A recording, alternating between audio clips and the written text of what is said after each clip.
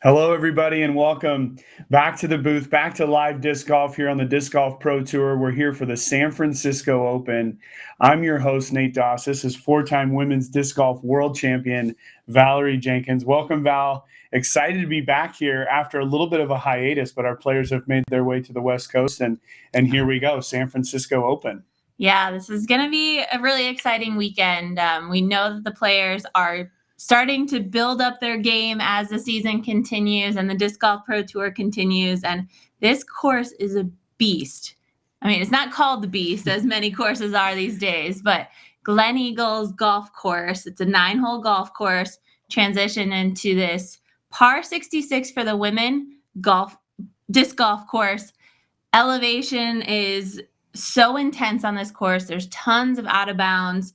And as we saw last year, just looking back on some coverage and remembering the shots we were throwing, the wind can be a huge factor. We're in the Bay Area, so we're right on the ocean right there. And so the wind can be a huge factor, and that's tough on this course. Yeah, we did play this tournament last year, and you're right. It is a tough course for our ladies and our men later today, and it'll be a tough course all weekend long. If the winds stay up, the scores could be something to really look at. You know, we're used to seeing scores so low, but we'll see what happens. But yeah, I think personally, I'm excited to have disc golf back and to be back on the West Coast. And we are in the city limits of San Francisco here. It's a golf club in the city limits of San Francisco. It's a public ball golf course that has disc golf a part of it permanently. And so it's exciting to be a part of this event yet again. When it came last year, it was exciting, and now it's cool to see it come back for the second time. Yeah, and I know that San Francisco is so proud to have a tournament in the city like this, and we're going to get some amazing city views when we get up to the top of some of these elevated tee pads. But we see the players milling around the teeing area, and so our featured card this morning is Sarah Hokum, Katrina Allen, Jessica Weiss, and Paige Pierce. So these are the top 4 women ranked right now out of the top 5 in the Disc Golf Pro Tour. Yeah, absolutely. It's 4 of the top 5 on the power rankings of the Disc Golf Pro Tour. So really, this is more of a final round grouping that we would see quite a bit of. But let's get right out to that first tee. Our players are ready, and here we go.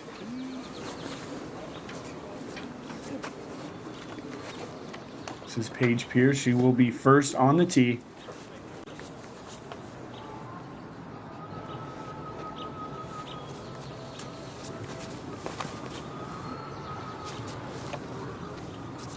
And Val, we didn't mention it, but hole 1 is a par 4, sort of long dog leg to the right. The players just want to keep it in the fairway, and then it's a kind of a tighter entry into the green.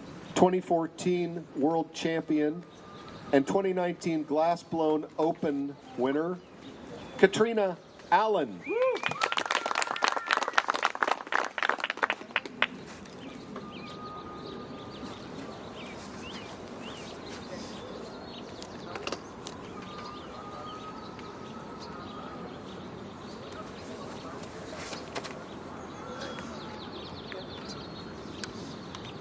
Yeah, perfect view there from behind the tee of what the players are dealing with. There is OB on the right and left, but it's a really wide fairway. From Caldwell, Idaho, the 2012 world champion and winner of last year's San Francisco Open, Sarah Hokum. Yeah.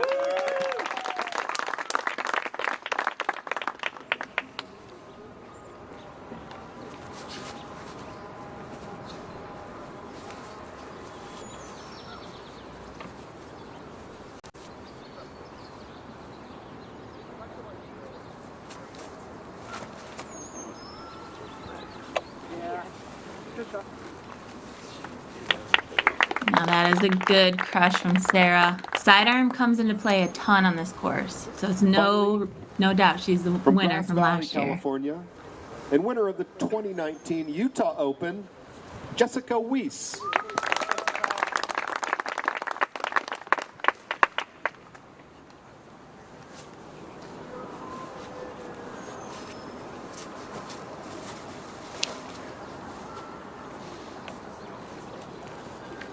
Oh, and Jessica's turned it over, but it's stayed inbound, so no worries for Jessica. We'll take a quick break.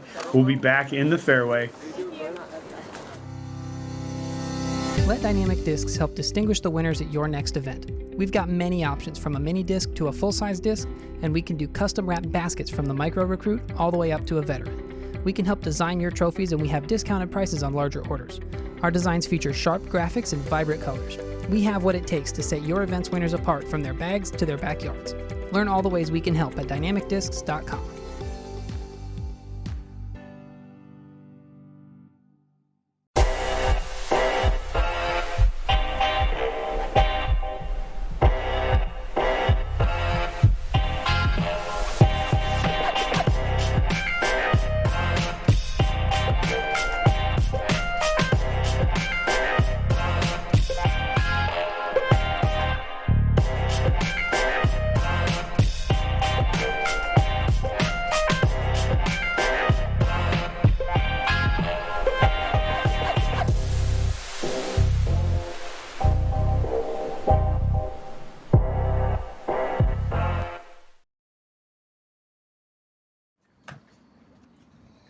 And we're back here on hole one of the 2019 San Francisco Open. This is Jessica Weiss on her second shot. She left herself pretty far back, so I'm assuming now just playing this hole for par. Yeah, and that's a really tough angle on that side of the fairway. Really, you just want to get a big booming shot, but we're going to see the other three players more on the left side or centered up in the fairway. Going to give them a better angle as they throw. It's another drive to the basket. Yeah, it absolutely is. At 668 feet, I mean, if you had a 350-foot drive, you still have over 300 feet left into the green. So you're right. It's two full pulls. And I think you were mentioning how many sidearms come into play on this course. I think it's a fair, even amount. We do see a lot of sidearms thrown. There's a lot of upshots that sidearms are required on. I remember throwing a lot of sidearms, but I mean, what an incredible win for Sarah Holcomb last year. This is a big course. She's not known as the biggest thrower. So I think she really played her game.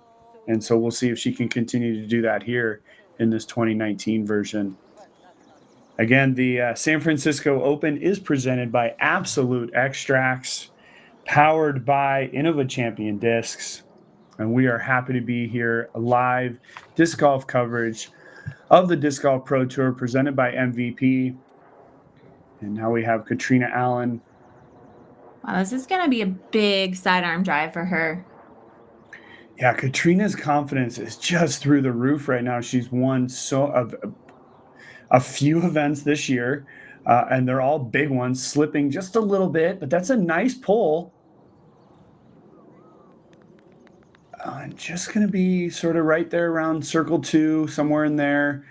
Good shot there by Katrina. And I'll tell you, this course, Val, pars are good. Pars are good. I don't care what hole you're on. If you par it, you're looking good, because around even par would, I think, definitely win this tournament. Yes, I would agree. There's some big shots, and this course just demands accuracy in every single one of these shots. And we know these top four players have just that. So Paige is going for the turnover shot. Let's see if she can bring it in enough. She'll be looking at the basket, but there is a drop off right behind that, right past those wood chips there. So I'm thinking a layup is probably the safest play. Yeah, really, really slippy, slopey green here with, there's a little log actually just behind the basket from that perspective. If you go over that, it slides away. This course is made up of cypress trees, pine trees, eucalyptus trees. It's your standard West Coast variety of big trees. And so it creates all kinds of different ground plays, root plays. But last year we played the San Francisco Open the weekend after De La Viega, the Masters Cup, and now we're playing it the weekend before. So the players aren't so really locked into that West Coast style ground play quite yet. So it'll be interesting to see how that comes together as well. Right. But they are coming from the Midwest. They're coming from Kansas. So they've had their fair share of wind already. And so I think they're going to be able to use that experience from the previous weekends and translate it to this weekend, because I have no doubt that the wind is gonna rise through the weekend. Yeah, basically we could. I mean, I grew up in this area of the country, Val, and we would always say, well, if you want the weather to change, wait 6 months because it. Get distance. And so I think that was what was making the pars so difficult last year. But yeah, the wind will come into play here in this Bay Area course. And here's Paige. She is at circle 2, but going for it. Wow, incredible run by Paige Pierce. Wow, that was amazing, Val. What a great run by her. And this is the first hole of a 3-round tournament, staying aggressive, or just being aggressive from the get-go. Yeah, that's always tough. It's early morning. You're trying to get into your flow, but Paige is going for it.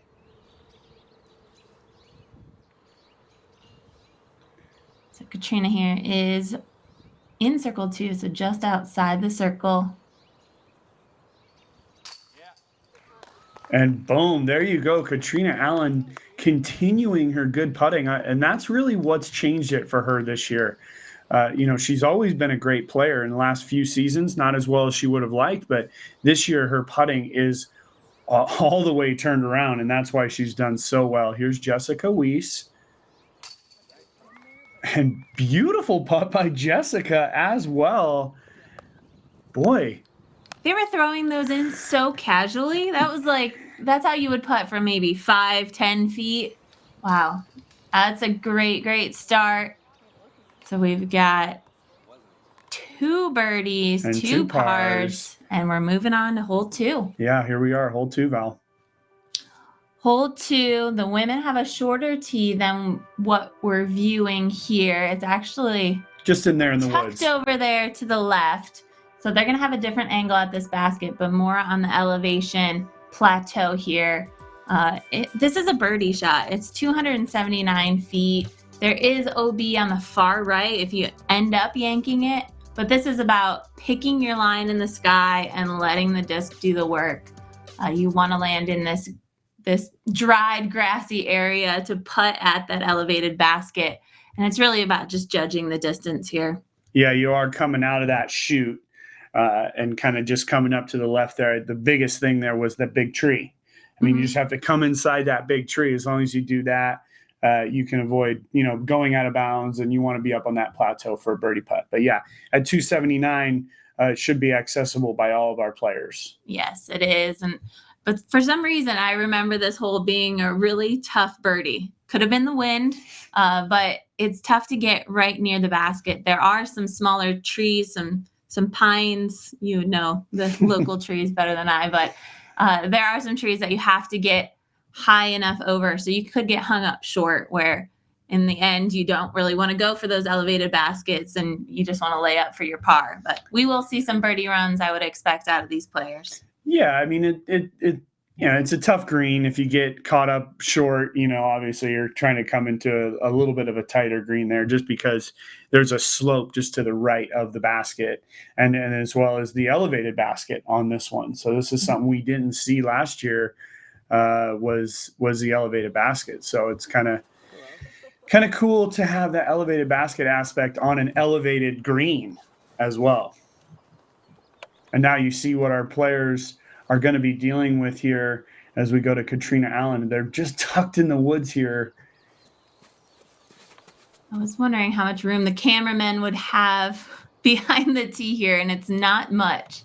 Literally just one player could be on the tee pad, and I guess one cameraman. Yeah, we didn't see that, and there we see it. It was actually just trickling and rolling, but it is inbounds. It's safe, on the safe side of inbounds. And now we see Paige just laughing at the cameraman. He's backed up right against a whole stand of bushes.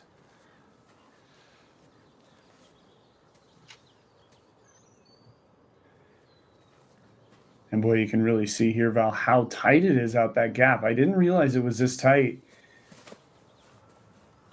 But you're right, it's all about picking the angle. Looks like Paige has done this perfectly. and just on the left side of the pin. Yeah, that was nice. The ground cover changes so much throughout this course. So you'll have a nice grassy green golf course. We'll see we're playing on the side. So this is a little bit drier grass. Might get some dirt, some kind of sandy dirt. And then when we get into the trees with the eucalyptus, you get the eucalyptus bark, the acorns, and just layer upon layer of that. So the terrain out here is definitely West Coast variety. Here's a tough shot using a sidearm. And this is what I was sort of alluding to in the beginning. We couldn't quite see where that finished. See a little bit of angst on Sarah's face, but there's some tough shots for a sidearm player. And that's why, to me, it was, it must be said, Jessica Weiss, par, that was for par. You're right. She was far back off the tee. So that was par on hole 1 for Jessica. But that was a beautiful putt there back on hole 1. Here's Jessica again, just trying to pick that angle. It looks a little bit out wide. Oh, and just getting caught up in those bushy little trees there on the right side. But there's our 4 players off the tee, and we'll get to a break and be back on the green. Let Dynamic Discs help distinguish the winners at your next event. We've got many options from a mini disc to a full-size disc, and we can do custom wrap baskets from the micro recruit all the way up to a veteran. We can help design your trophies, and we have discounted prices on larger orders. Our designs feature sharp graphics and vibrant colors. We have what it takes to set your event's winners apart from their bags to their backyards. Learn all the ways we can help at dynamicdiscs.com.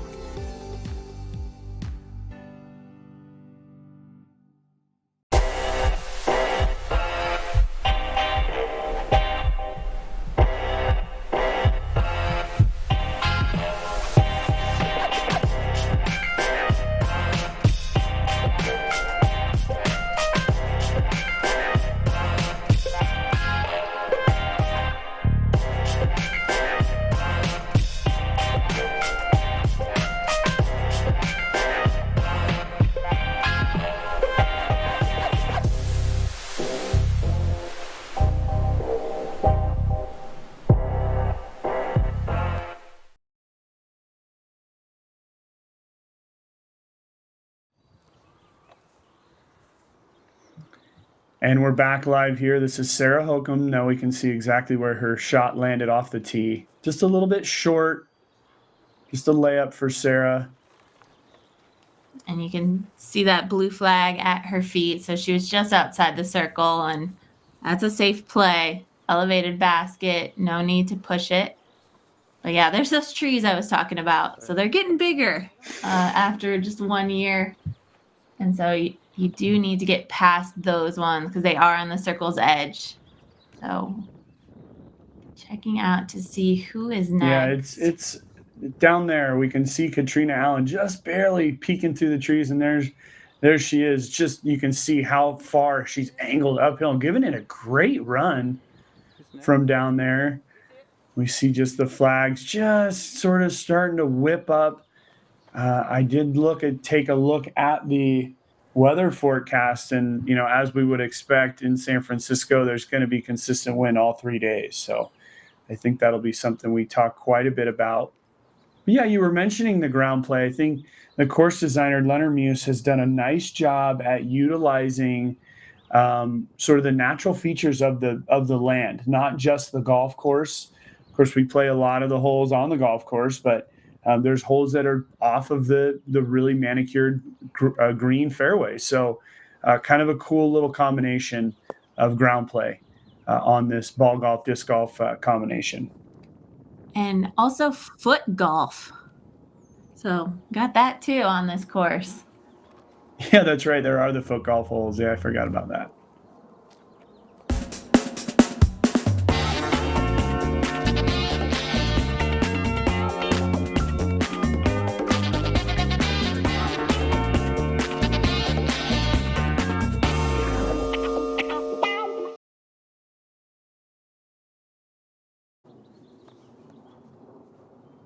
Beautiful putt there by Paige Pierce for birdie.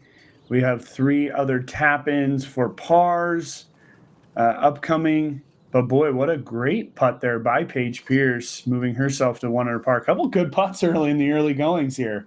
Yeah, they're really going for it and putting the pressure on just right from the start.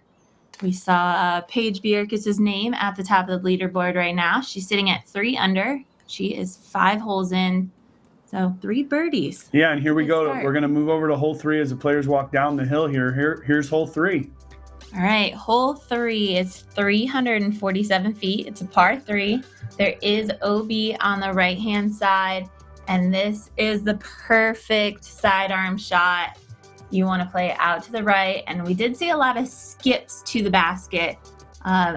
Skips could get you in trouble if it does carry a little far to the right. We don't see a wall there as we did on the last hole that could save you from out of bounds. But last year, I believe it was the first round, I witnessed the ace from Sarah Hokum. So, I mean, I actually didn't witness it, but I was in the group. It's kind of a blind shot, but they did get it on camera. So head over to YouTube, search for that ace. But, I mean, if that doesn't say this is a sidearm hole, I don't know what does. Well, it clearly is a sidearm hole. It's a, left to right fairway, but I would say really the trick is the green, the pin is located right where the flat of a cart path and then just slope away of that fairway. So if you get just to the right of the pin, you can slope down towards out of bounds. You're right. Last year we did have a wall there. Didn't see one in our hole preview.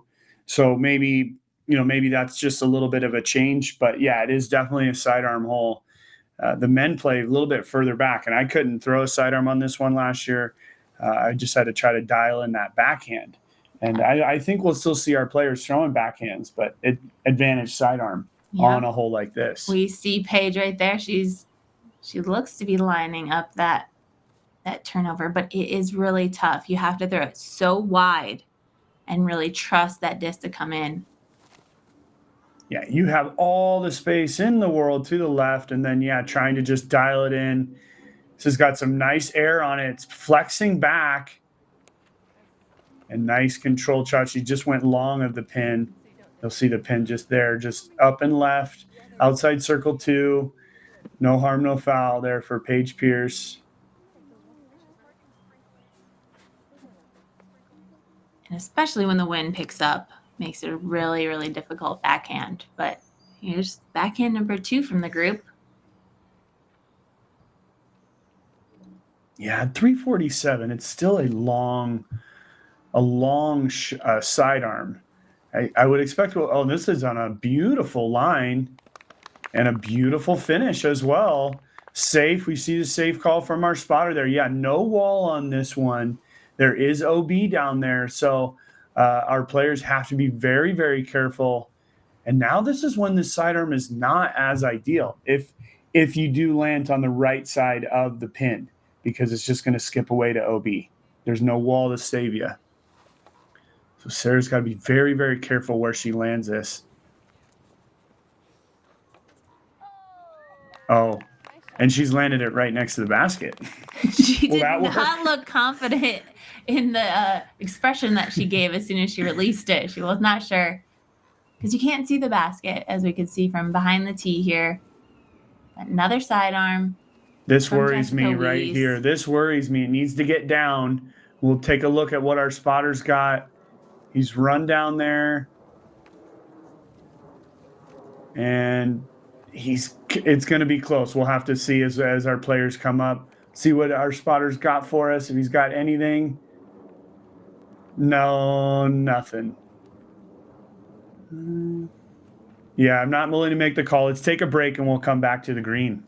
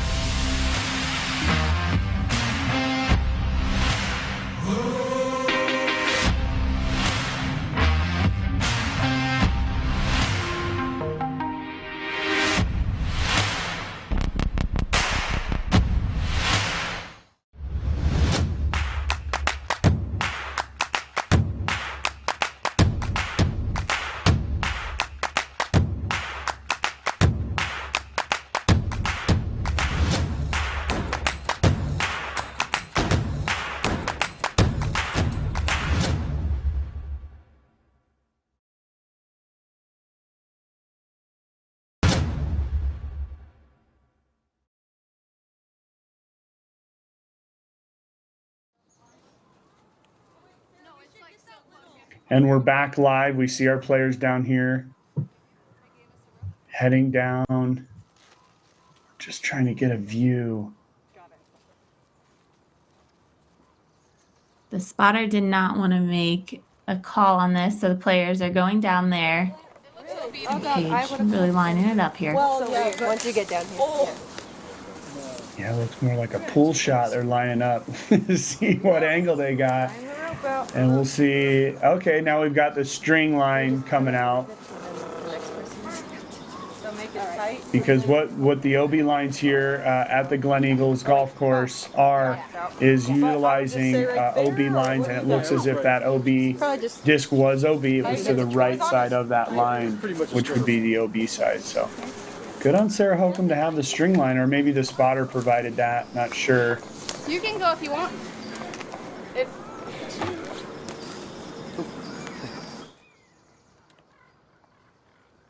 That is how you keep the sport on call. Absolutely. Having the right tools to make the right call Yeah. is really important. Yeah, It absolutely. eliminates any discrepancy.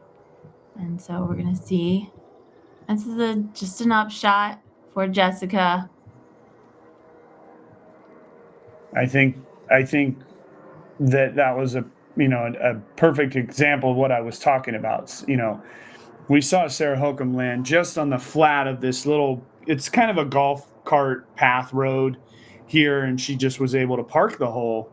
And Jessica just ending up on that sloped area, and boom, there's nothing to stop it. It just goes down there, and she was close, but they actually did push that OB further into the woods than it was last year also. So that's maybe why there's no wall, because this might have been a little bit more difficult to get the wall up. But you see Paige Pierce here. Long look. Holy cow. Boom! And she runs it in. Fist pump. Giving the basket a little tap. Beautiful putt there by Paige Pierce. Oh, man. That was awesome. Wow. So putting the pressure on. We know they had a battle at the GBO. So Katrina and Kat are at the top of their game right now. And pressure is no element. Yeah, Paige and Katrina. And yeah, there we go. There's a birdie there by Katrina as well.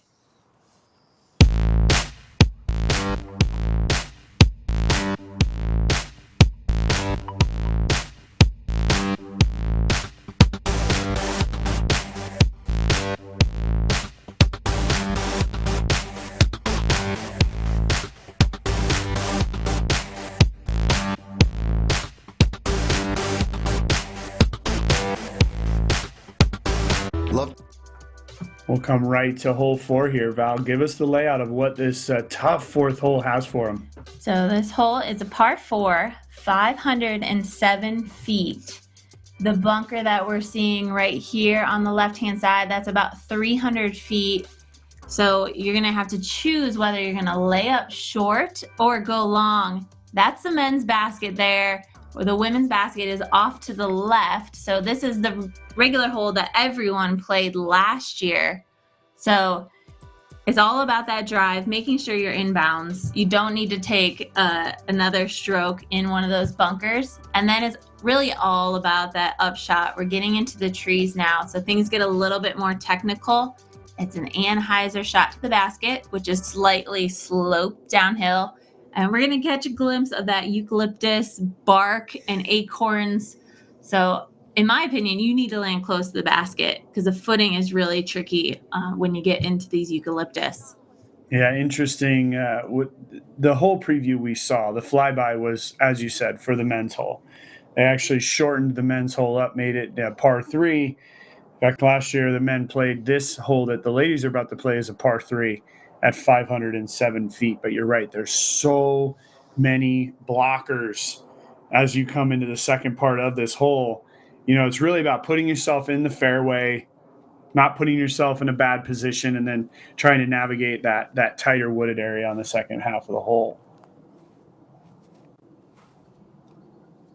And we do see that cypress tree branching out for these players in the middle of the fairway, so you do have to either go wide or go underneath. This low shot, and Paige is going for it, clearing that bunker by a mile. But coming up to this one, it needs to get a roll. She's gotten all the way up to the second bunker, which is actually up near an OB golf green. Boy, she went for the aggressive line, because the further you go up that fairway, the better angle you have to come up and around, avoiding all of those trees. And I've never even seen that bunker. It's never been in my view. But with a crush like Paige has, you do see different trouble. Boy, we just saw Katrina just completely pull it to the right. That's going to be a very difficult second shot, as now she's in the woods. She's going to have to navigate the woods the entire way. See, the way that Paige went, she's trying to avoid the woods completely. Katrina is now in the woods, and she'll have to go through the woods the whole way, the rest to the basket. Backhand by Sarah Hokum. Not loving it. It was just a little bit too much angle. Short left side. Yeah. She'll be safe. She'll have another good look at it, and this is a good sidearm up shot to the basket. Let's see what Jessica does. I like this line by Jessica. It's on a great line, just not as much power as Paige put on it. And so perfectly in the middle of the fairway, she'll be able to play up and around. We'll take a break and see you in the fairway. Are you obsessed with disc golf? If so, this is for you. DiscGolfBoxes.com. Premium hand-picked products shipped to your door every month. It's easy. 1. Pick your box size, the par, birdie, or ace. 2. Choose a brand of disc you would like. 3. Fill out the survey so we know exactly what you like. Go now to DiscGolfBoxes.com and sign up today. Use coupon code DGPT to save 10% on your first box. Go to DiscGolfBoxes.com to get your monthly box of disc golf awesomeness.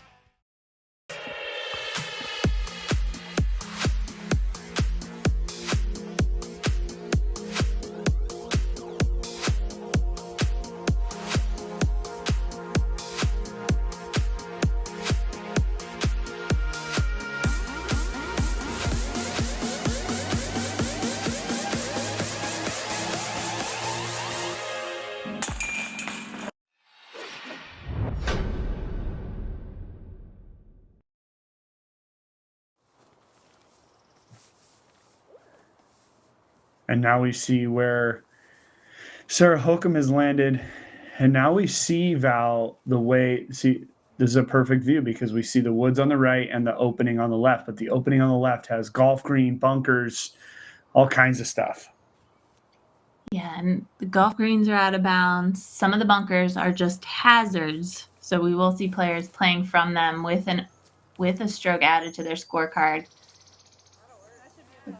Here we go. Sarah's working her way into the trees. Nice shot there by See if we Sarah. can get a glimpse of the basket. There it is. Yeah, I thought that was really nice by Sarah. Executed well. She was able to avoid all those bunkers and greens and all that, get up and around that corner. So nice shot there by Sarah. Yeah, and it's tough to see with this shaded green area to see which tree that they're trying to go around, but it is all about picking the angle and the line between the eucalyptus, because these things are just massive. I remember standing in the fairway last year, and just trees on the West Coast, they're huge. You got the redwoods, the eucalyptus, the old ancient trees, and they will not bend out of your way when you're throwing a disc at them. So Katrina's going to be deep in the woods here. So it's going to be interesting to see what kind of look she has fighting her way to the basket. We have to remember this is a par 4. So she should be, at this point, just trying to chip into an open area to give herself a look up towards the green. I think at this point, there's no reason to try to do too much. And she's gotten caught up early. And this is what we were alluding to on the tee, is that when you get into that right side, there's so many trees. There they are. There they all are. Exactly. And the thing about eucalyptus too, the branches don't necessarily go out and then when the bark falls, it hangs down. So the branches can really come into play and they knock your disc straight down. Yeah, they're just big. They're just big trees. They just get in the way so easily. I think Jessica, the best drive of the group, just has a beautiful angle here on the left side. She's tucked in between all the bunkers, and now we're going to see from behind it looks like she's throwing into oblivion basically, but and she's done a great job. It was trickling, rolling. We couldn't see where it finished, but hopefully it got caught up. That was a beautiful shot there by Jessica Weiss. And I have seen a lot of rollaways on this. The basket is pretty on a steep hill there. So hopefully she did get caught by a branch or something to keep her close to the basket. Yeah, there's a lot of ground play up there. There's a lot of logs on their side, and it would be a really, really unfortunate roll if she were to have taken a big roll there, because there's just a lot of stuff on this green. I think, we're gonna see here.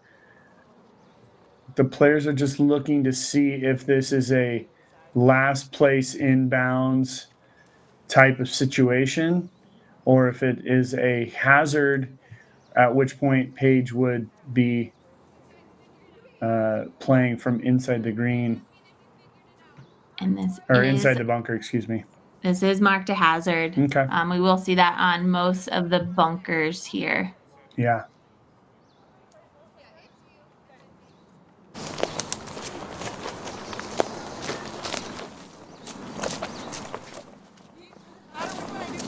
No, you just say provisional, and then we'll just circle the one that.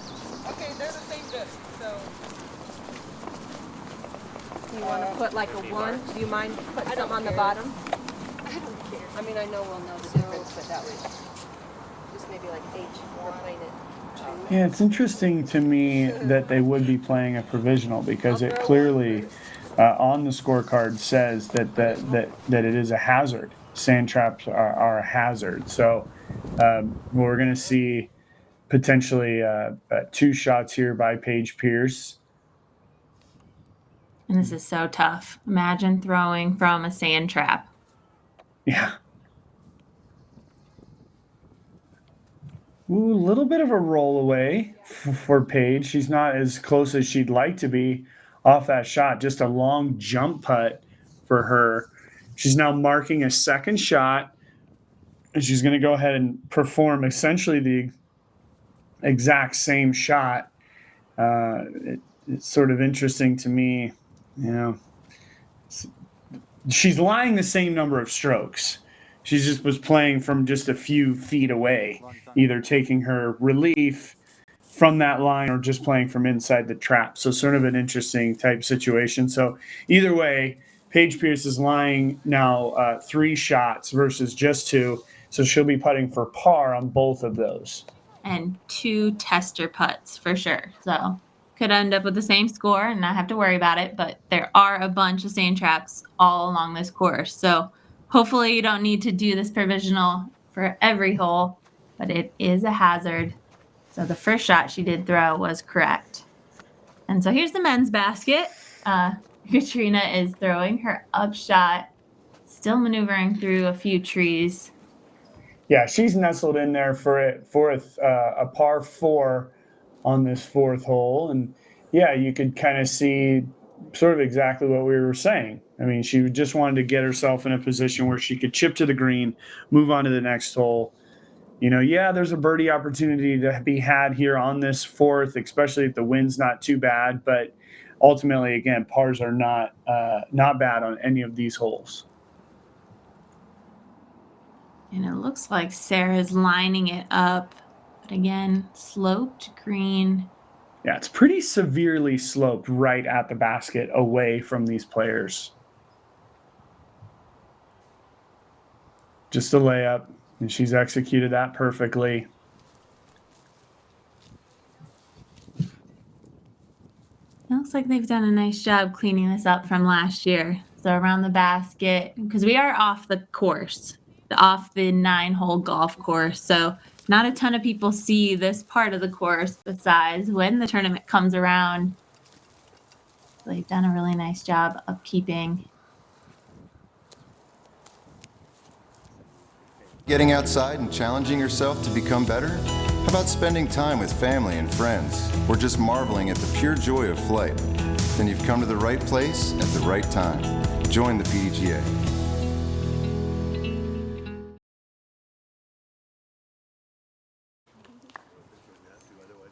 And Paige Pierce has executed that, but another beautiful putt by Paige Pierce. Something we've talked a lot about with Paige Pierce this year is her putting. And so far through 4 holes, she's putted beautifully. So that's a good sign for Paige. And now she's now putting also for par. So this is what I believe is the correct lie.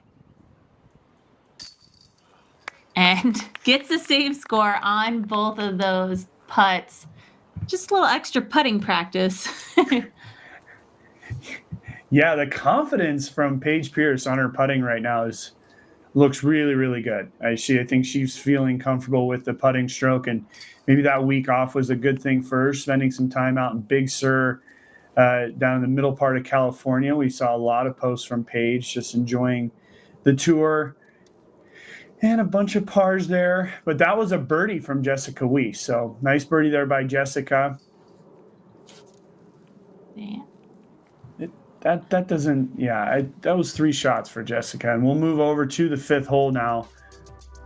So this is, one of the best views on this course. I would say that this is the signature hole for the course. It's 1,033 feet down this fairway. As you can see, we're starting up at high elevation, working our way down to the basket. Those OB sand traps, hazard sand traps really come into play when you get closer to the basket. But it's about maintaining those huge distance drives and keeping them in the middle.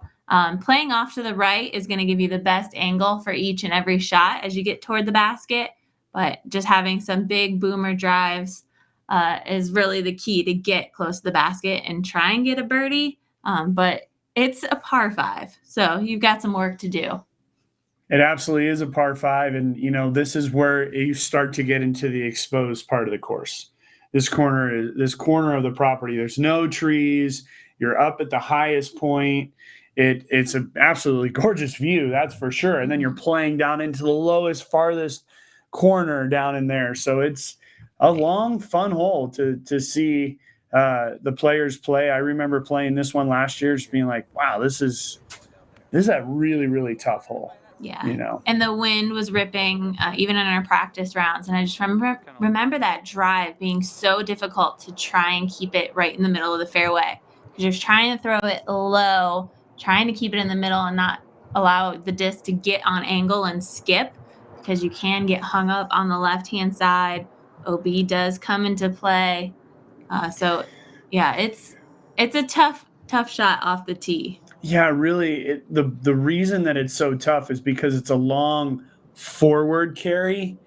You kind of need the disc to finish straight, but with such a severe downhill shot, it really tries to work its way to the left. Naturally, Yeah, and there's not a lot of OB down there to the left until we get into the second part of the hole. But then there's a whole stand of trees, a massive grove of trees. So you really want to kind of try to finish as straight as possible to give yourself, as you said in the preview, finish on the right side at all costs if you can, just because the angle is so much better over there.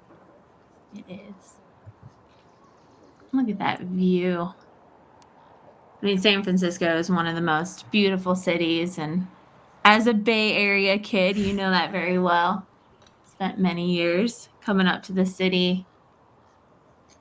Yeah, absolutely. And this is sort of in the furthest south eastern portion of the city of San Francisco, sort of the last untouched portion of the city.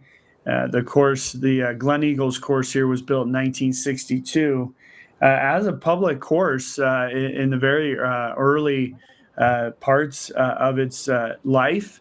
And so it's really cool that disc golf has made its way to this property. We do not see a lot of disc golf in urbanized areas. And in fact, San Francisco at the forefront of that, because we have the course also at the, in Golden Gate Park, very, very urbanized course. In fact, a couple of the holes are just, there's buses and, city buildings right across the street. So it's pretty cool. San Francisco has done a great job at bringing disc golf into the culture of the city. And there's a lot of people that are city people that play disc golf. So it's nice for them to be able to get out to Glen Eagles and get a little reprieve from the city of San Francisco. Yeah, and playing in Golden Gate and playing here, you find yourself in these beautiful trees and in the wildlife, and then all of a sudden you get the city view and you're like, oh yeah, I forgot where I was. Right. And yeah, you can see down the city streets at Golden Gate, but great area of the country to be playing disc golf. And we're so fortunate to bring disc golf live from the middle of one of the greatest cities in the world. Yeah, and here we just see the players just sort of waiting, and we remember this wait because it really is such a difficult hole. Even though we typically don't see a lot of backups on par fives, it's such a difficult tee shot.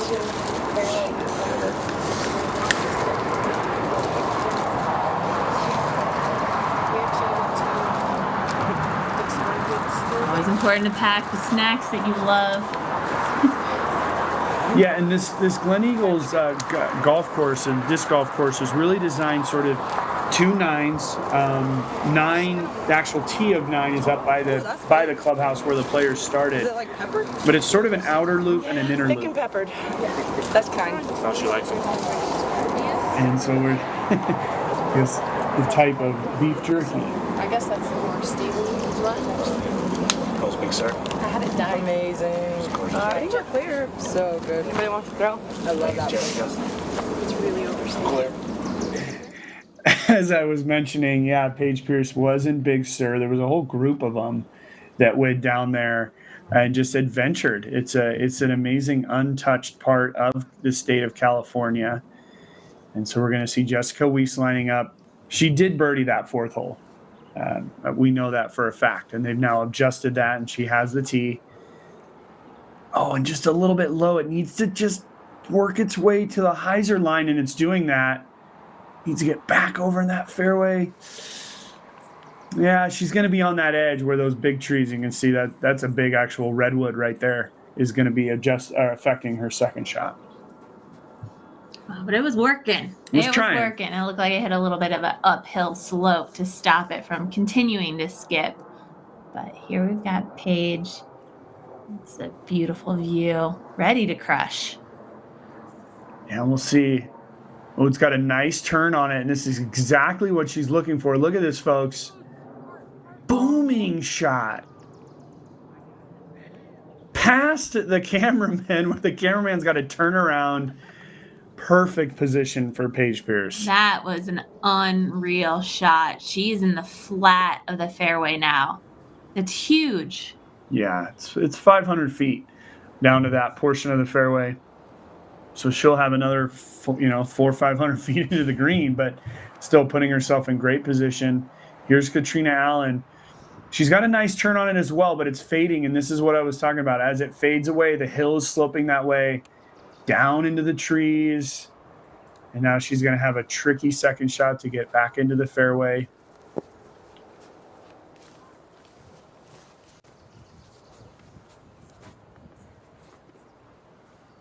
Now we have Sarah Holcomb lining up. But yeah, just great views from our cameraman there to just see how difficult it is, because you just see the slope of this fairway. Everything is working away, and now Sarah's going to be able to work against that hill and sort of end up in a nice, she's pretty short, but she's not going to have to deal with any woods. So take a quick break and we'll be right back.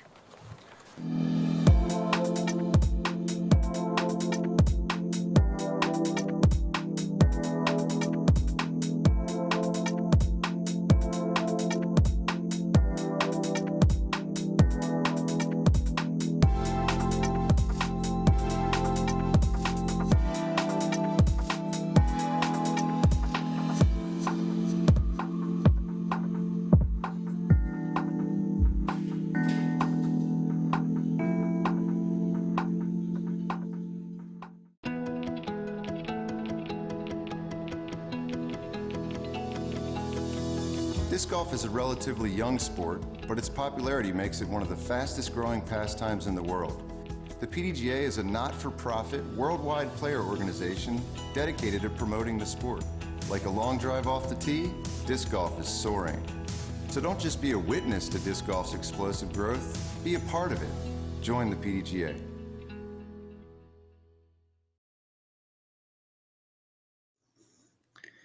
And here we are back in the booth here in Bend, Oregon. The booth is in Bend, Oregon, and we're watching this disc golf going on out in San Francisco, California. How cool is that? Yeah. It's pretty awesome. I always describe to people, I'm telling people at Bevel while I'm working behind the bar, I'm going, yeah, we're doing live commentary for a tournament in San Francisco. They're like, wait, what? Are you going there? No, at the studio at our house. Yeah. It's amazing how technology works, and it's amazing that we're able to bring you this live coverage. And for me, it feels like we're there. It does feel like we're there. And in ways we wish we were there, but we're not. And we're happy to be here with all of you watching on this Friday. Hopefully your Friday's going well. If it's on the East Coast, your day's almost already half over. And if you're on the West Coast, you're just getting going. And boy, Sarah's pulled that into those trees, and we just could barely catch a OB sign by one of the spotters there, or by one of the patrons at least. So it looks as if Sarah might be out of bounds. Huge misstep there. She didn't really need to take that aggressive of a line. No way. There's plenty of fairway to be playing on the right-hand side. And now she's going to be, not only if she's out of bounds, she's going to have to deal with so many trees. It gets so thick right in that area she just threw. So, yeah, she might be having to pitch out back to the open where initially she wanted that drive to be. Yeah, for sure. And that's the thing. This hole, you just really want to avoid that left side. Mm-hmm. And we see Jessica now lining up. Perfect view of what the left side entails. Look at that. These are actually big, beautiful redwoods in this area. Some of the only redwoods we see on the entire course. And now we see Jessica is going to have to just play kind of a big out and around shot. She's leaning on it a little bit, but that's fine. She's going to have a decent look into the green. The green is really, really tough. There's a golf green on the right, and then the pin is located on like an immediate slope away from it behind. And so it's a really tough green to access. Yeah, and that slope is treacherous, especially when the wind picks up, because I feel like it gusts right through this low part of the course. And so, yep, we'll see it this weekend, I'm sure. I'm sure in the afternoon we'll see a little glimpse of that.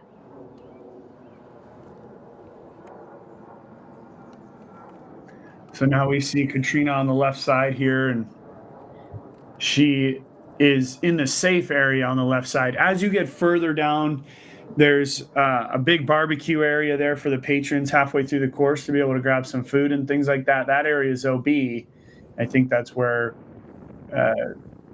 Sarah has gone out of bounds down in that area.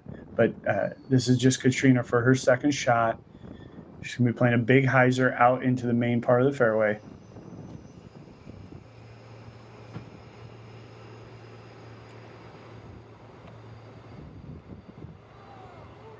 She's done well to get out there, avoid the bunker. There was a bunker that she just missed the edge of. And so there she goes. She's out safe, and we'll have a great angle into that green. And this course, we're talking about so much of the elevation. So I invite you guys to go to Disc Golf Pro Tour. Take a look at this caddy book. We're trying to explain these holes. I mean, this hole's 1,000 feet, so there's a lot going on. But when you look at these holes and you see that the elevation on each one of them, so I'm going to try and pinpoint that as we move into more of the elevated back nine of the course. But yeah, the most elevated city in the country, yeah, as far as elevation change, just on even a quarter-mile stretch of road could be 500 feet down and or up. The taxi cabs in San Francisco have rigorous brake checks constantly. And now we see Paige just needs to miss everything. Oh, she's done beautifully. Awesome shot by Paige Pierce, putting herself in the green area for an eagle putt on this par 5. Wow, that was amazing. I just closed my mouth after 2 jaw-dropping drives by Paige. And so looking at the elevation, like I was just talking about, the teeing area it's 90 feet of decline down to the basket. So the difference between the tee and the basket is 90 feet in elevation. So it's pretty extreme. But Paige is able to rip off what you said, maybe 500-foot drive off the tee. Yeah, I'm just looking at the caddy book. I mean, it was probably somewhere in the range of 550, and then she probably just threw another 450 into the green area. So That's yeah, crazy. that's huge. Yeah, that's amazing. I think that looks good. Why don't I go ahead and get behind in front of her? Now we see Sarah just trying to figure out where she was last in bounds. I'm taking the liberty of taking this along the line of play. Of course, this course uses, as we saw in hole 3, they utilize the stake style OB. So the OB lines are not completely stringed. So she has to find the last 2 stakes, figure out where she went out of bounds at that point, and then make her mark from there to the closest estimation. So now she's put her mark down. I think it's a good move. I mean, they'd have to lay miles and miles of OB rope if they were trying to mark this course. So the stakes are a good play. Woof. And here we go. This is the way the trees were planted right here, it just creates a wall. And so she now has to just chip her way back through this wall, just back into the fairway. She has to try to avoid going, well, she's got a good turn on it. And it's back on the left side of the fairway, again, bringing in more trees, all that good stuff. And especially for a sidearm thrower, that's not the side you want to be on. She's going to have to work that kind of Anheuser angle again with the sidearm. And that might be bringing that green into play. The bunkers might come into play. Ugh, Sarah's having a little bit of trouble on this. And again, don't be on that left side. Maybe she'll learn in the next couple of rounds. On this course, specifically, I mean, it can go sideways so quickly. If you're playing well, the course is pretty easily accessible. I mean, we see players already a couple under par, and now we see Jessica Weiss. Oh, just pulled it just to the right. Yikes, that's not a great area to be in. That's probably just a chip out for her. She's lying 3 at this point. But things on this course can just go awry so quick because the greens are tough. There's OBs. You could get to a green in 3 shots and 3-putt and take a bogey real quickly. I remember in the final round last year, I was on the lead card, and before I knew it, I was not even a factor in the tournament anymore, and the tournament might as well have been over. So, but I love because it creates great action. It's not over until it's over. And in fact, Paul Macbeth bogeyed the last 2 holes last year, but had enough of a lead to hang on. Now we see Katrina's her 3rd shot. Oh, giving it a nice, but she's now just gone off that little slope just beyond the pin. Good shot there by Katrina, though.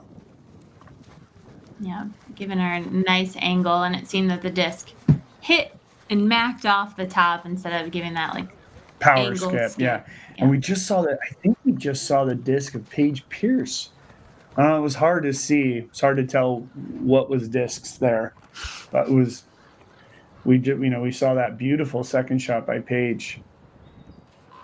And we did see Jessica go past and beyond, and there is no out of bounds that comes into play past the basket. The OB is on circle 2's edge on the left-hand side, but we really don't see that come into play either. Yeah, there's too many trees over there for the players to, this is disc golf. Anything could happen, I guess. But, it's just this is the edge of the property. This is the property line down in this area of the course.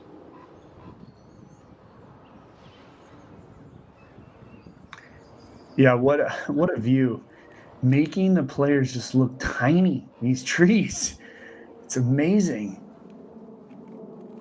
And Sarah got caught up. I saw this happen last year with my first rounds group. Just you get on that left side and boom, you hit a tree. She's just moved up 80 feet.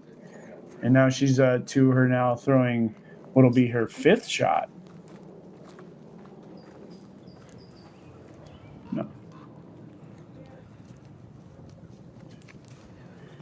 She's thrown 4 with a penalty, so she's throwing her 6th now. She's lying 5, throwing her 6th shot. Because she's thrown now 4 throws. So she's throwing her 6th throw here on this par 5.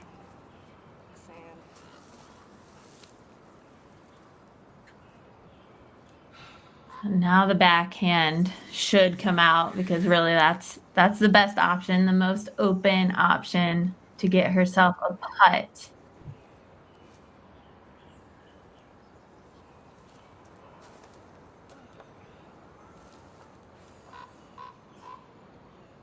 And that was very nicely executed. She should be really happy with that. Finally out of those trees, and she'll be looking at a putt. Again, the basket is on a little bit of a mound, so it slopes off behind, but that might come into her head, but she needs to make this putt. Okay, so yeah, there's Paige Pierce's disc right there. This is going to be Paige Pierce for eagle. And I'll tell you, it's one of those things where she's going to be aggressive here, but if she misses like that, now she's gone down below, and this is exactly what I was talking about. It can so quickly change. She's putting for eagle. Now she's going to have a birdie putt, of course. It's a tough putt because she's now going to be coming back up the hill. So we'll see how she can execute that, get through that. And that went sailing past. So I think she is going to have a tester.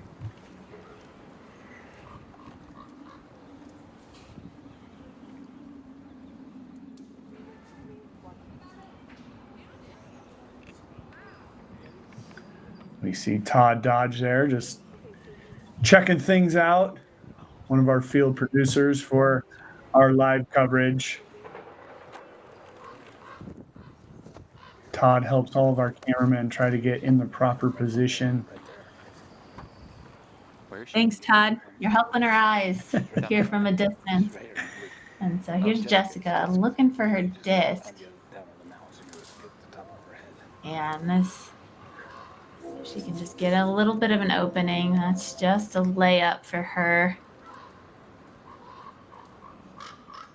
Yeah, this is when you're thankful you got the pants and the jacket on, because there's all kinds of, there's probably poison oak in there. There's all kinds of stuff, and she's just chipped out, put it nicely right near the pin there for par.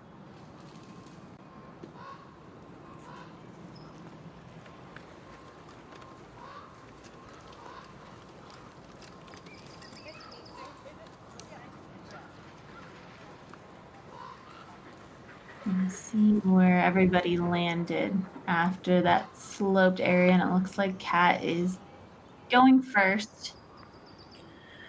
Yeah, so this is what we were saying. You're right. She didn't have that slowing. I mean, I don't even think she hit the top of the ridge. I think she flew it, and now she's a good 35 feet beyond. Oh, and giving it a great run, hitting just the front of the rim there. Great effort there by Katrina Allen.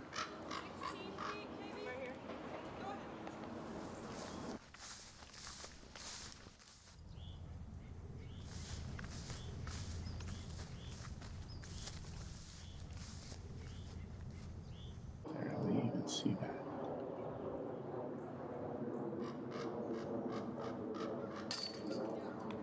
Wow. Good putt from Sarah, but that caps off a double bogey 7 on this par 5. It's like I always say, Val, a 7 is better than an 8. And so she'll be happy with that 7 because it could have been worse. I mean, she got caught up. That was a great executed 6th shot for her. Oh, and Paige just sneaking it in on the left side. Beautiful birdie there by Paige Pierce. She'll move to 3 under par. Wow. We just have one last here. It is everything about that extension on Paige's putt. I mean, those putts are like daggers going right into the heart of the basket. Continuing that confidence. We'll go over to hole 6 now. And here we are, Val, hole 6. Oh, hole 6. So this is a tunnel shot if you choose to go on the left-hand side of the fairway, but you really have to be so accurate. There's so much trouble on the left, the trees on the right, but once you punch out, you have to clear this green and get into the basket, which tucks around to the right-hand side. You can see the wall that circles the basket. That is out of bounds. But they didn't show the shot that I was throwing last year. I wanted to stay as far away from that tunnel and that rough. I was playing the shot way out to the right. Yeah. So like almost immediately off the tee pad. I was doing a standstill on the tee pad and throwing through this small opening that I found, but it got myself out into the golf green. And then I had more work to do. So my second shot was more of the drive. And then working my way to the upshot to the basket. So yeah, playing that route, you immediately take birdie out of play. yes, But you also take any sort of early hits in the woods, because if you hit early on some of these, you could go into the shul on the left, and then there's this again. This is the very far corner of the property, so there's OB on the left side, and it could take you 2 or 3 just to get back out into the open. So when we see the shot from the tee pad, we'll see this little gap that potentially some of our players might take.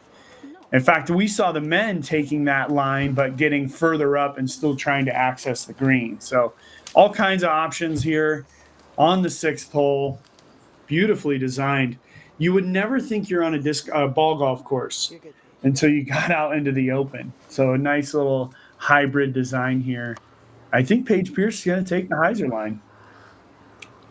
The Val Jenkins approved. It's a good move. It's tough to get any distance. You really want to just place it in the middle of the golf fairway out there.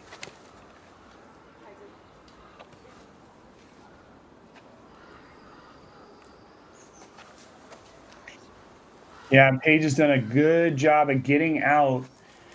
But really, now the challenge begins, because it's a tough angle from over there. There's OB along the entire right side of the fairway, and so she's just going to put herself in a tough position. Oh, here's Jessica. Tough to see here where that one finished. I think she's going to be just on the left side of that fairway. But that's not bad for a sidearm thrower. No, it's not. So it looks like Katrina's lighting up the Val Jenkins shortcut. That's it. Great shot, Kat. And she's done, and we just heard Paige say, great shot, Kat, and she's done exactly what she needs to do. This is a par 4 for our players here, so it's one of those things where, again, if you get far enough off the tee on that hyzer line, you can still access the green, but it's a long ways. Yeah. Oh, man.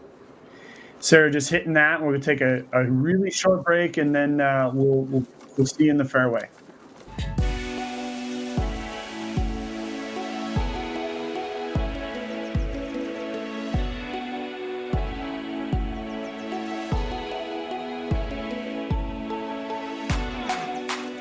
If you guys like the H3 V2, but maybe you're looking for just a little bit more flip up and glide, the H4 V2 is going to be your disc.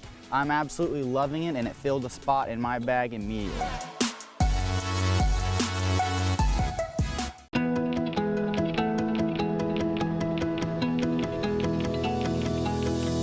Disc golf is a relatively young sport, but its popularity makes it one of the fastest growing pastimes in the world. The PDGA is a not-for-profit, worldwide player organization dedicated to promoting the sport. Like a long drive off the tee, disc golf is soaring. So don't just be a witness to disc golf's explosive growth, be a part of it. Join the PDGA.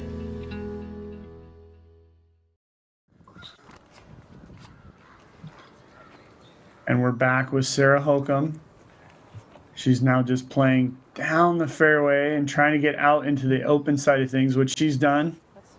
So now she'll have another sidearm into this green area. So she's done a good job of getting out of those woods. During that little commercial break, Nate and I were just dissecting the shots that you should throw on this. It's tough. I mean, you really have to just pick your strategy and go for it. I mean, if you go on the left-hand side, this tunnel shot, it's tough. But if you choose to do the layup, that up shot's even tougher. So you got to choose whether you want to go for it off the tee or make a more aggressive up shot. Yeah, absolutely. It really is such a challenging hole. I mean, it's a good hole. It's rough, but if you land in the designated areas, you can play the hole for what it's designed to be played like. And so we see now Jessica, as I said, this is sort of, you see the property line there. There's a community, a neighborhood just on the other side of the fence there. And so she is in bounds, but just now having to chip out basically.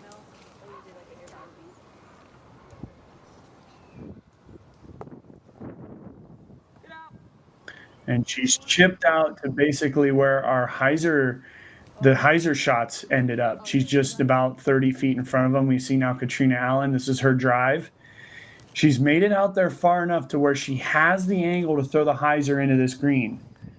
It's a long shot from here. It's going to be right around 300 feet, and she'd have to go out of bounds over the OB the entire way. So what are the odds that we see that happening? Well, it's not looking good. she's just standstilling and just pitching it out to the middle. I think it's a smart play. And so what makes this shot really tough, so we can see there's a bunker right there, kind of slopes uphill from these shots up to the basket. And so you have to choose. Katrina laid short of the out of bounds, or you go past them and try and get basket height, but it's really tough to turn it into the basket. So these backhand throws on these second shots might just land at circle two's edge. So is the aggressive shot even worth it? Not sure. And there's the aggressive shot that's not going to pay off because it is now on the green, which is going to be a penalty stroke for Jessica Weiss. But now we see just how far it is because it's actually coming uphill. The tee is in the very far lowest corner of the property. It's the lowest point of the entire property. And so it's, an uphill shot, even though. I didn't really see it, but I would say it was pretty dead straight. Yeah, honestly. Yeah, Kirby thinks. By the stake is a little. It's fine. Okay, so what we now know is that Paige Pierce has gone out of bounds off the tee, so she was just a little bit to the right. We know there's an OB line over there. She's gone OB. So now she's lying 2, and she's going to be throwing her third shot. And you can see her just standing there trying to visualize what to do. I think I think this is probably the best decision for Paige Pierce. Just play this hole for what you were going to play for it before. Take your medicine and just move on. Oh, she's hit a branch. Oh, and now that changes everything because now she's still far back and still has all that way to go. Wow. Seemed like she took that shot a little bit for granted. Looked a little too casual on that up shot. Yeah, so she might be pushing it on this next shot to go for the basket. But we do have that wall, so the shot has to be high. I don't know. Well, she could potentially take the hyzer line. We kind of see her looking at that right now. This is where it gets dangerous. It's Paige Pierce. She can execute a great shot, but there's a wall up there. As she goes past the tree, that's dead center in our. Oh, looking at the wrong one. Sorry, folks. That's on me. She is lining up. Yeah, there we go. And so that tree dead center in our screen is the out of bounds line. She's gone around it. And it's high enough, and she has executed that beautifully inside the circle. That was a play that she needed to do. Having it high enough, because you can see that wall is high. The basket is in a lower part of that fairway. So when you're Paige Pierce, you can go for shots like that and try and save yourself. And with that putting game that's so strong, she might be able to save that putt too. Well, yeah, absolutely. But the thing we got to remember, this is what we were talking about on the last hole. Things can switch very quickly around this Glen Eagles course. I, and I know more than most. I mean, it can happen literally like that. Had she not made that shot, now she's further back, double OB situation on the hole. There's so much going on this course. You have to have a game plan and you have to execute it. So it's still very, very early on in the tournament. So we have a long ways to go, but it'll be interesting to see how some of these early on mistakes develop as the tournament goes on. Yeah, you have a game plan, but then you got to have like that backup game plan for when something goes wrong and you're not hitting the shots that you expect to hit. And on this course, I felt like that really came into play, especially when the wind picks up. But there's a lot of shots that just make you uncomfortable. A lot of out of bounds that are just right in your distance. So you really have to lay up short, or you're pushing it to the max of your distance to clear the out of bounds. Yeah. Yeah. Last year I was put in quite a few of those positions and executed a lot of them, but it's the one that you remember, the two that that you remember that affect you the most, because all of a sudden that's when the penalties come in. And this has happened to Jessica Weiss here. She was pretty far back. She was throwing her third shot. She's now going to be lying 4, throwing 5, as she was caught up early. So a lot going on. And this is what I'm talking about, folks. Pars are good at this Glen Eagles golf course. And OB green is marked as our traditional out of bounds. And she's done pretty well, leaving herself a little bit of a tester putt there with a slight headwind. The course is now turned. We're going to come back up towards the clubhouse. It'll be a headwind in this direction. The trade wind is going to be a headwind in this direction. So this is very, very difficult as we come up this hill.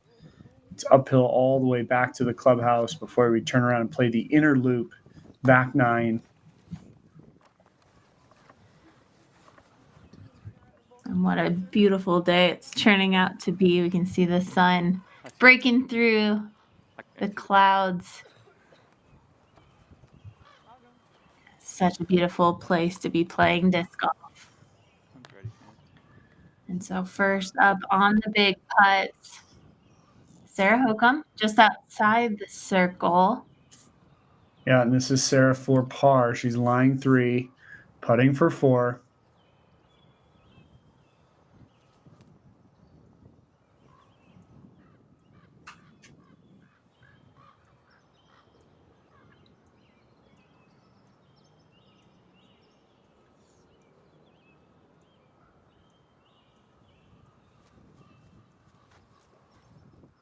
Oh, giving it a good jump putt there, just not enough juice.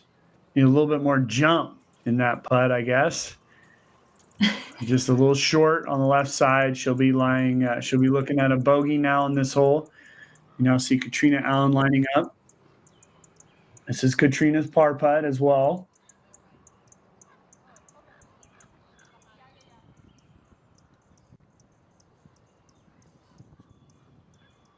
You can see, look at the size of the tree she has to putt around. Big cypress tree here. Just gigantic.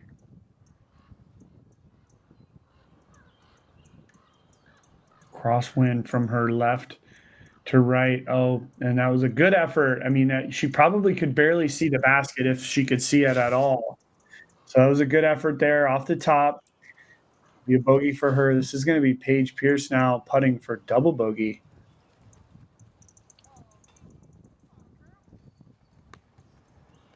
Woo.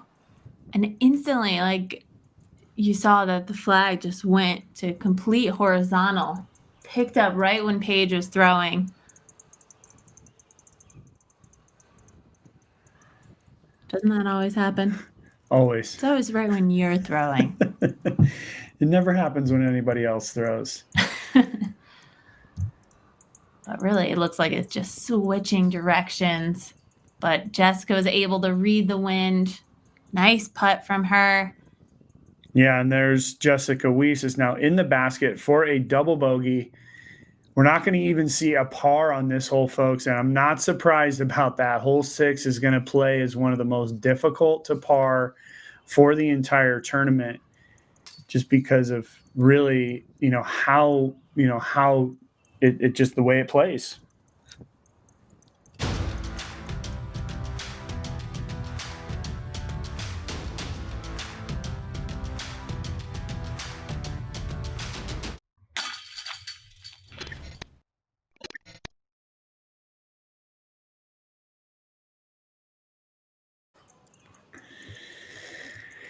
And there we go. There was Sarah Hokum. That was for bogey. Now this is going to be Paige Pierce for double bogey. That's going to be a double bogey 6 for Paige. And now the players are happy that hole 6 is in the books, and now we'll move over to hole 7. Hole 7, it's 483 feet, plays more up into the mid 500s as the elevation starts to creep uphill as we head toward the clubhouse. There's a lot of room on this fairway. You want to land on the left-hand side so you can maneuver around those trees for your second shot.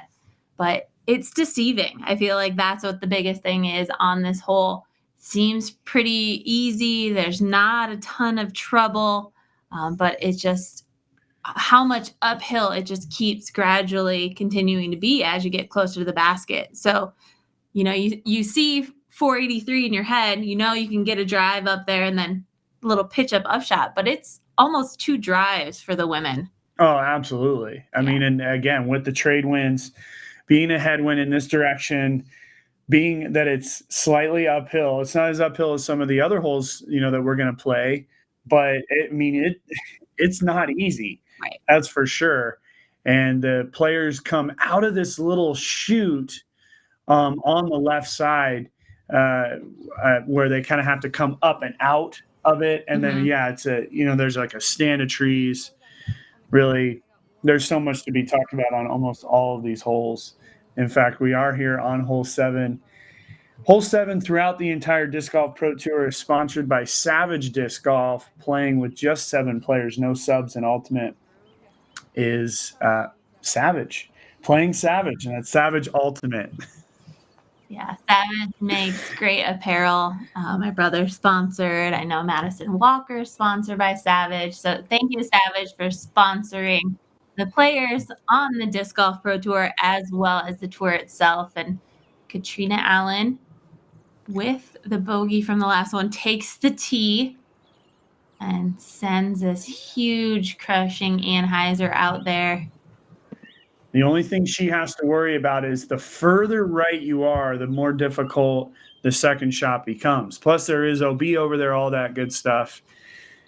Yeah, the Glen Eagles course is one to talk about, that's for sure. Maybe we should say playing with just 7 discs is playing Savage Disc Golf. Because there's not very many pros out there with just 7 discs in their bag. I don't know. I almost have 7 discs. When I was a kid, I used to play with just 5. Crazy John Brooks was the one who taught me how to do that. Learn how to throw a disc any way you like.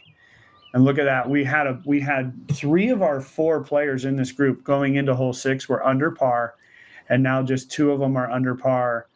And Paige put a nice drive out there, nice little turn on it. I would consider it Savage Disc Golf with 7 discs if you were playing like Fountain Hills, you're playing in Arizona. You'd end up losing half your bag on, first couple holes in. But there's Jessica not happy with that angle that she released it at. So she's going to be really short off of the tee, and we'll catch up with them in a few seconds.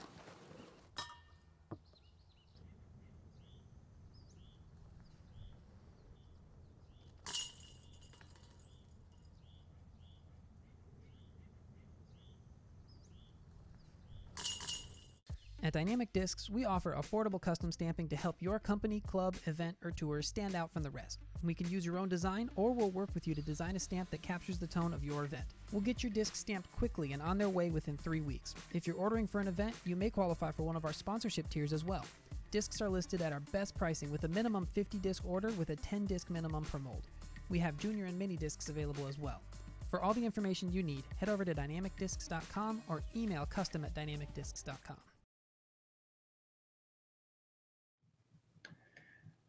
And we're back here in the booth. Hole 7 is one of those tough ones. We look at you were talking about it in the whole preview. You look at the distance, you're like, well, but it's just that turn coming out of that gap. The way the turn is, it's just hard to get a whole lot of distance, especially you have to throw a turnover into a headwind. I mean, that's one of the worst things to have to do. But I think that's why this hole just does become so difficult. Now we see Jessica Weiss just lining up alongside him. This plays into her game, asking for it to get up a little bit.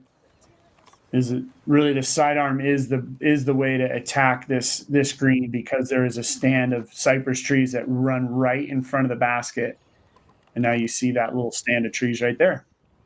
Yeah, and they're just tucked so slightly, just immediately behind it.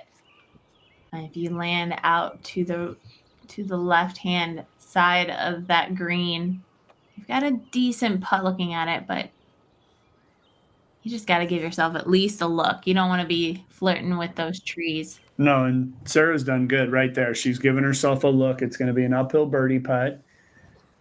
Wind not too much of a factor, but again, coming out of that chute, having to throw a turnover into a trade headwind, it's one of those things where it is so difficult. In fact, I would throw a really overstable disc on this one, just rip it on a turnover and have it flex back and try to finish as far left as I could. Because the further left you are, just the better angle you create into this green. Right. Yeah. I don't remember doing much of the turnover on this. I just wanted to make sure I was getting enough distance off the tee. And I'm not sure if it's harder to throw the drive in the headwind or throw this kind of upshot, but we see Paige going for the sidearm. I think that's a good play. Well, we've seen these three players all throw sidearm.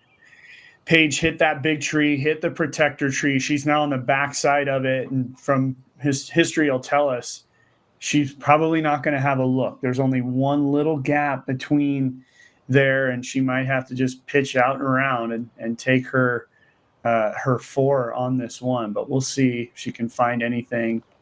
Here's Kat. Nice, Kat. Oh, she's done nice to get it out and around those trees. She's going to have the best putt of the group. She also had the best drive of the group. So Katrina Allen playing the 7th hole really, really well up to this point. I'm just thinking, these trees are so different from any other course that you might play. These trees are so huge. The base of them are so huge, and the trunk, you can't just straddle around these trees. I mean, they're so massive that if you land behind them, there's no chance that you can get a good enough angle to hit the putt. So hopefully they are able to find a gap through the trees and see the basket. So Jessica's upshot was pretty short, but she does have a good look. Inside circle 2, about 40 feet.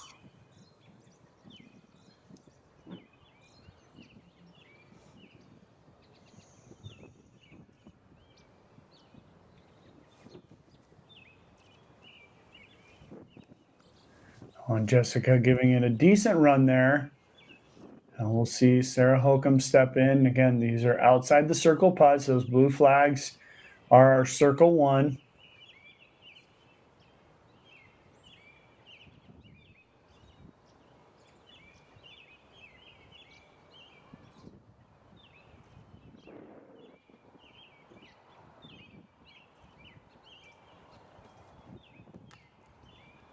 Oh, and giving it more jump in that putt than she did on the last one. Just a hair short on the front side of the rim. That'll be a 4 for Holcomb on this one. And we see now what I'm talking about. There's just this one gap that Paige is trying to actually see if a disc physically fits between the gap.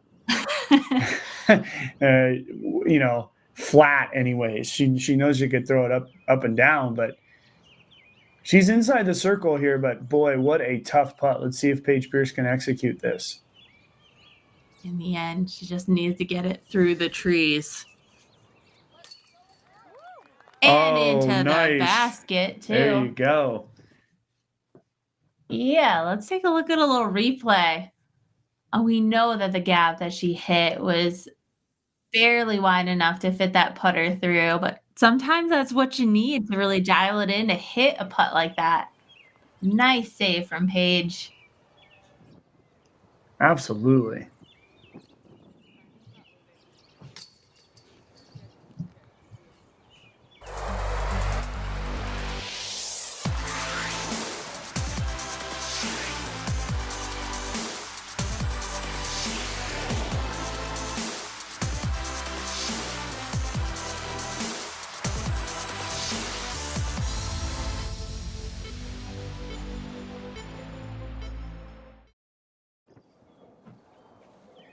And there we go, hole 7 in the books. Let's take a look at hole 8. And it doesn't get any easier over on hole 8. No, it doesn't. Take a look at the map because that's going to be your best judge here. But there's a couple of tiers. We can see the wall. So you're going to lay up short, or if you have the distance, you can lay up into the second tier. We've got hazards. We've got out of bounds green. And we're heading our way up to the elevated basket. So there's OB all over the place, even on the left and the right-hand side. It is 490 feet, so far uphill. When we came back into the booth, I was just looking down at the caddy book. As a player, when you look at a caddy book with that much color on it, you're like, whoa, okay, I better take a look at that and kind of figure out what's going on. Exactly. But it's one of those things where it's just, we're just still trying to figure it out here. It is the first round. It's first round for all of us, and we're just trying to get our feet under us here. And but really, the thing about hole 8 is how far uphill it really is. Yes. The elevation is almost 40 feet. Yeah. So I mean, it's no joke. That's for sure. Right. So in these OB, they're calling them bow ties. In the OB bow ties, the OB boomerangs, there is the option to go to the drop zone if you land out of bounds. It's 180 feet, they say, to clear into that second tier. But with that elevation, it's going to play well into the mid 200s, but it really narrows in. So that's a really tough landing zone. I remember laying up on this one and then putting the pressure on my second shot to get up to the basket. Well, and this is a totally different OB design than last year. Last year, it was a much larger sort of boomerang that went further up there. You really just had one area to focus on. Okay, I just want to get into this area, and then you had to play your next shot up just short of the golf green and then play up to the actual disc golf green. But now they've created these multiple levels of out of bounds. And so now there's multiple decisions to be made. I mean, at just 180 feet, that's really not that far, but it's all about the visual. It's all about when you're coming out of these trees, it's going uphill, there's walls, there's all kinds of things going on. So there's a lot of decisions to be made. And this is when prepping the course, playing practice rounds, playing the hole multiple times is where having a good solid game plan can help you so much. I would agree for that. Knowing where to go for the shots and when to lay up. So that second tier is going to be about 200 feet to clear that. But to get up to that top tier, they say it's about 275 feet. So again, with that elevation gain, it's well into the 300s. And as we make our way uphill, that wind is going to be ripping. Strong headwind as the weekend continues. So I'm thinking the play is to go for it. I mean, you just got to clear all that out of bounds. There's a lot of trouble if you do end up laying up. Yeah, well, we're about to find out. Let's see. It looks like Katrina has a driver in her hand.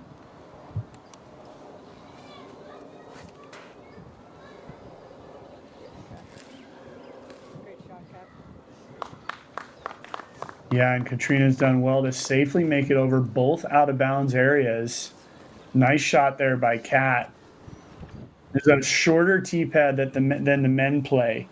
And so I think that, when you, again, just looking at the numbers, the wind right now is not a huge factor. But we see Paige just checking it, making sure. But it looked like Katrina made it over both those OBs pretty easily. It did. Wind's not really a factor today.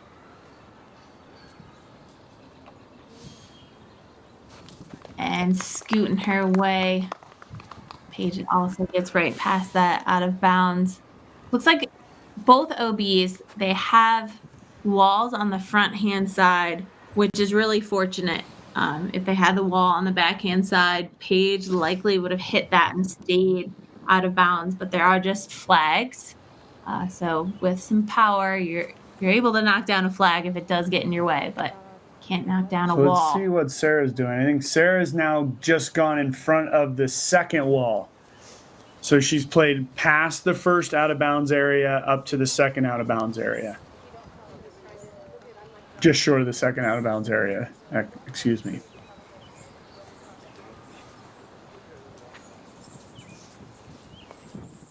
Jessica just verifying the rules on the hole. I always find that a little tricky right before you're about to tee. She's clearly between two discs and now checking the rules to see what would happen if she didn't make it. Always a little bit of question in the player's mind, and she needs to get up a little bit, and she's going to be just short. She'll head to the drop zone of the second out of bounds area, and we'll take a quick break. Be back in a minute.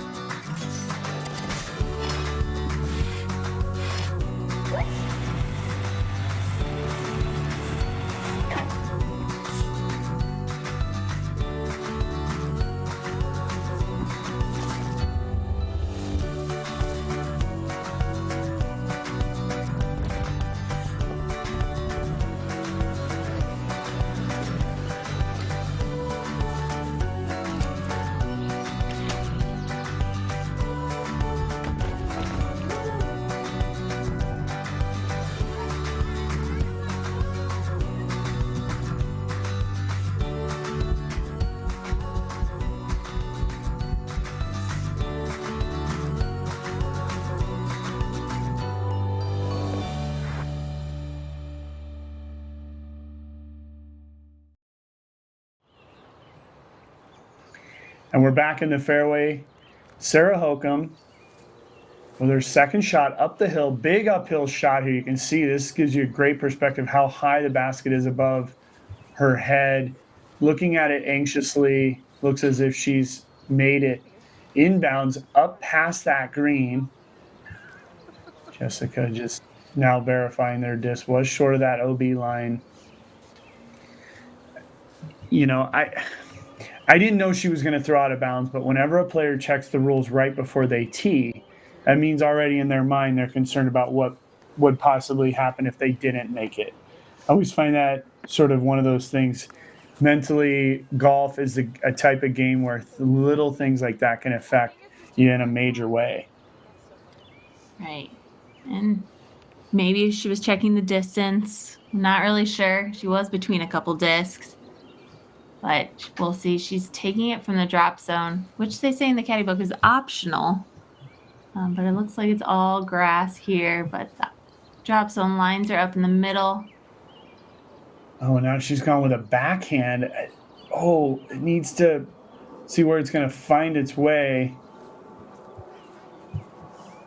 Yeah, interesting. I think she's actually inbounds because we didn't see it come back onto the green there. Surprised she went with a backhand. I would have expected her to go with a sidearm. I think it plays a lot better for a sidearm because you're coming into a nice side hill there. It would check up quite nicely. Am I good to move? Yeah. Okay. Yeah. But on that, there's some room on the left-hand side of the fairway.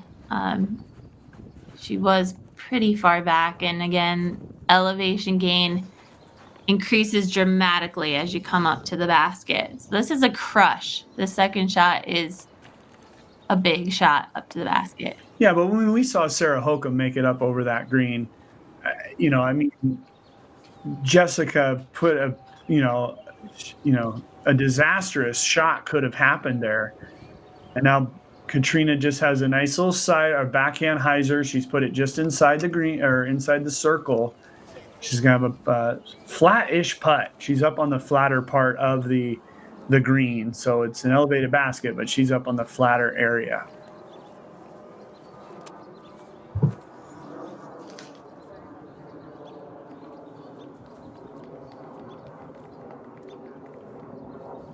And now we'll see Paige Pierce. Should be just a nice controlled, slightly understable disc. Just put a nice little pop on it. Oh, and she's turned it too much understable. And it's going to be close. We see the line there. It looks like it's going to definitely be out of bounds, and you can see the reaction of Paige Pierce. Yeah, disappointed for sure. She put herself in such a good position after that huge drive. But the OB does creep in on the right-hand side, just at the edge of circle one. On the right-hand side, just in the edge of circle one. But man, yeah, when you have that shot, when the door is wide open and you do something like that, it's very frustrating.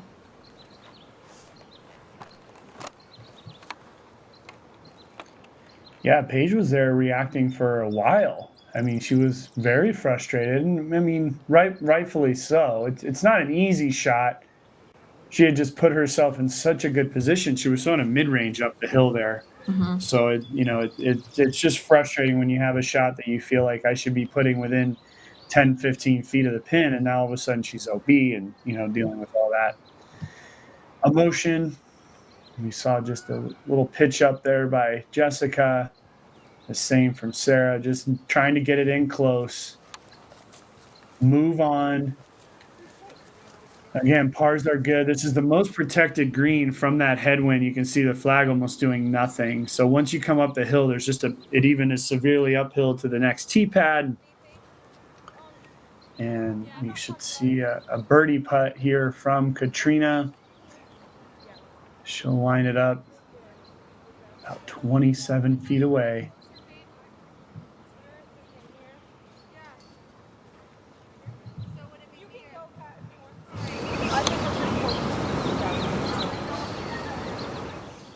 Just determining who's out at this point. They've determined it is Katrina. Look at the this is the flatter part of the green as well.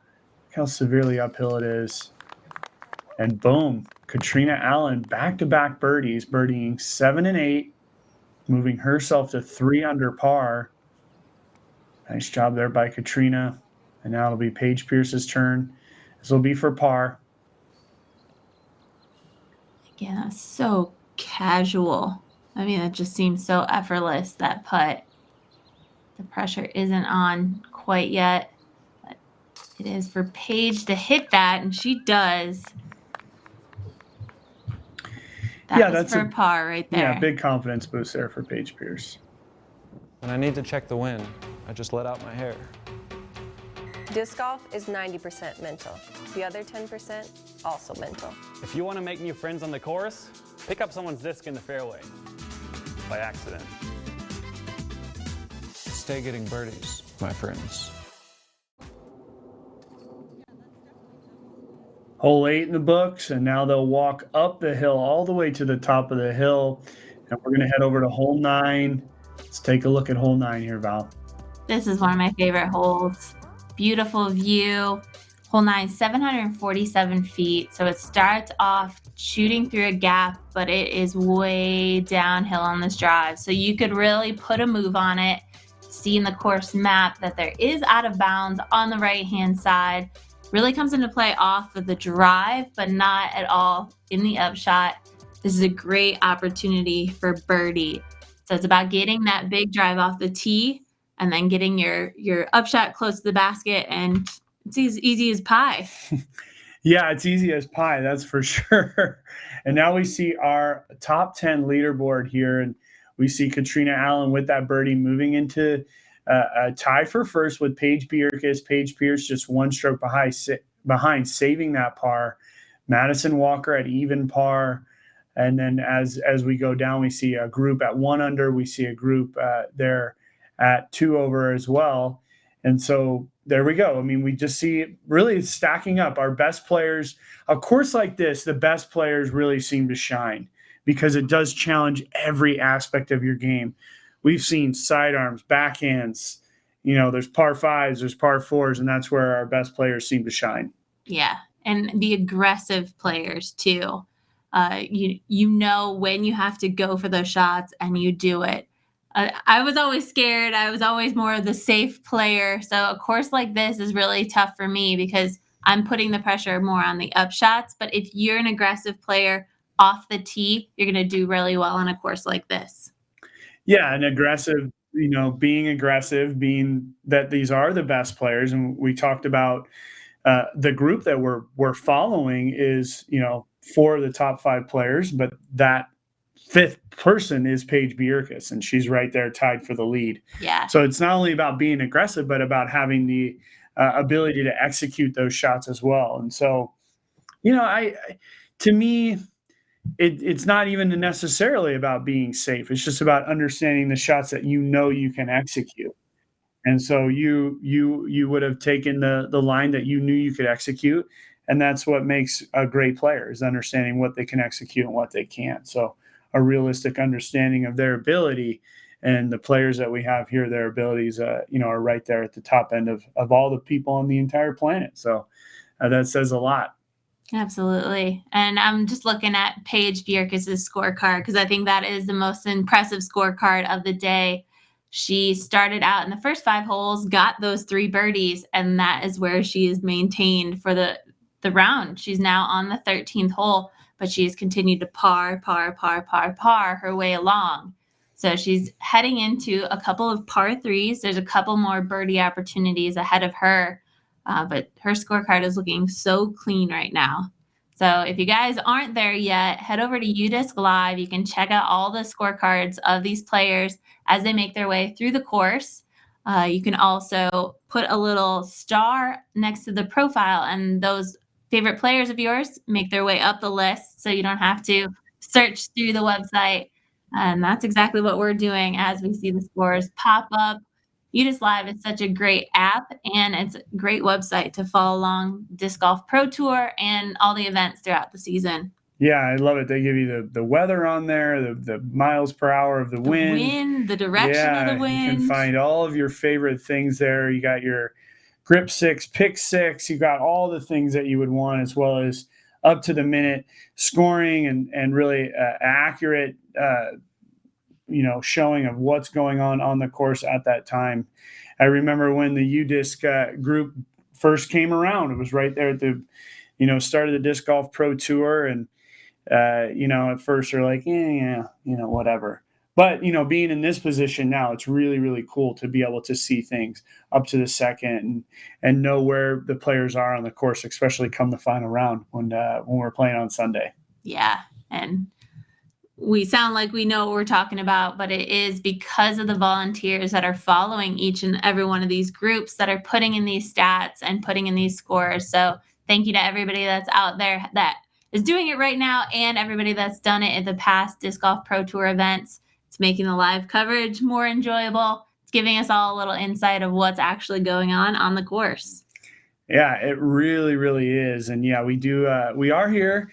We're at the San Francisco Open, the 2019 version of it. It is presented by Absolute Extracts, powered by Innova Champion Discs. And of course, we're brought to you here live by the Disc Golf Pro Tour, and is presented by MVP. And so we're so thankful. We're just up here. We've now made our way all the way up to the top of the hill there. Right straight away is where T1 is. Just to the right there is the 18th basket. So we've made our way all the way through and come up around to the top. What a beautiful, beautiful view here of our course. And now the fog has lifted. And this is what will happen. When the fog lifts, the wind will start to blow. As that warm air starts to build on the landmass, the cold ocean surrounding it on both sides. That's why San Francisco is such a unique place. The wind will really start to blow through here. And so we'll see the wind pick up as we go on. And this is our second card. We see Zoe Andike there, Kona, I believe. I can't see who that is there. Who's that?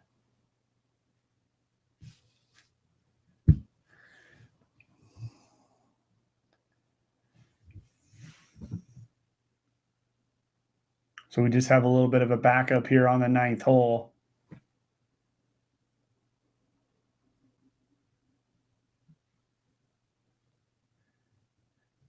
Val said easy as pie. I'll say really the 9th hole is easy as pie for the longer throwers. If you don't have the ability to get all the way down to the bottom of the hill, it's going to be a really difficult, sort of second shot kind of coming into the green there. Because once you get down to the bottom, yeah, it's pretty flat. And there's only a few trees in the way. But if you're left short, you still have 350, 400 down to that pin. And we're back up here at the barbecue area.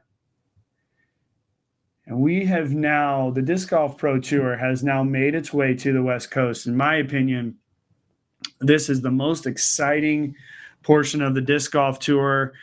And we'll give you just a little bit of a layout of what is upcoming. So we have the San Francisco Open. Next week, our players will be down in Santa Cruz, California to compete in the Historical Masters Cup Championship. We're sad to not be there. Of course, I've been playing that one since I was a little kid.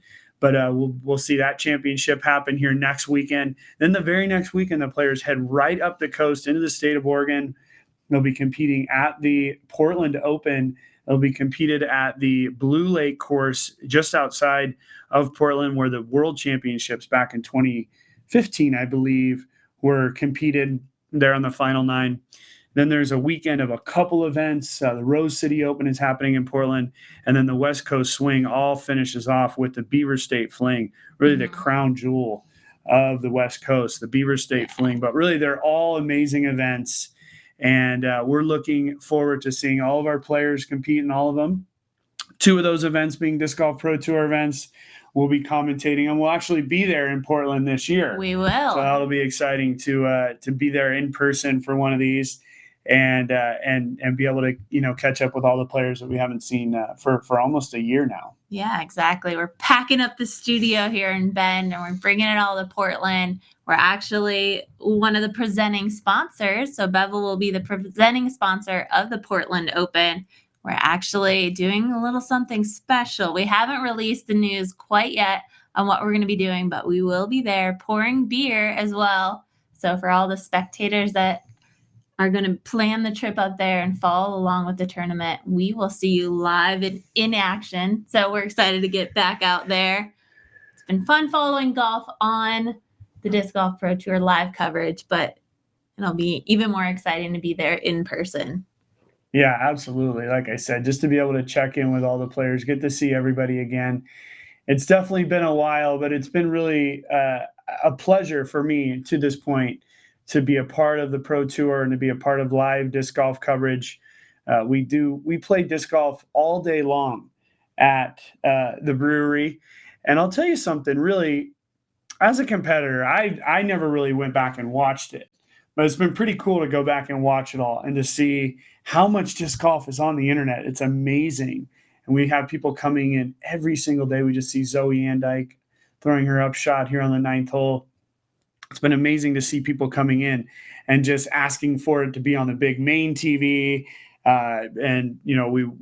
We're just always playing new tournaments, some old stuff. The other night we had the 2004 World Championships on, which it's not like it was 1825. It was just 2004, but it does seem like such a long time ago. That's for sure. Yes. And video coverage and disc golf play has come a long way since then. But yeah, when the basketball playoffs were on last night, but we did have a group of disc golfers who wanted to see It was kind of just a random tournament that we had playing on one of the screens, but they wanted on the big screen behind the bar. So, yeah, that shows how much disc golf support we have here in Bend. And it's great to see so much coverage out there, like you were saying. Yeah, it really is amazing. I'll tell you, it's amazing now how good the disc golf play has gotten. I mean, to be watching what we've seen over this early part of the season, we still check in on all the events, even if they're not on the Disc Golf Pro Tour. We check in every week to make sure and see how everybody's doing, and we do miss it, but it's great to see things from a little bit on the outside of the bubble. I'll tell everybody back home, we will be back at some point. You'll see us on a course sooner than later, but for now, we're in the booth and we're loving to watch live disc golf. And there's Katrina Allen just teeing off. Now you can see what our players are dealing with. The severe downhill slope, playing down into those trees straight away. And what makes this drive difficult is, you want to have that low drive so that you're riding the hill the whole time. But you do see there's a little bit of vegetation that keeps your disc up. And Paige does not get the turn she needs on this, so her disc is heading off to the left-hand side of the fairway. It'll bring some trees into play for that upshot. Yeah, I mean, it's not such a worry to be over there. She would have loved to have been kept it a little bit straighter. If you look straight away, just under the left side of Sarah Hokum, that's the fairway of the next hole. And so the pin's just a little bit on the left, but you kind of use that golf fairway as your guide. And so, Paige Pierce was just a little bit left of that. We see Sarah just turning it over, but flexing back nicely. Yeah, she'll be in perfect position to access this green. Nice shot there by Sarah Hokum, our champion from last year.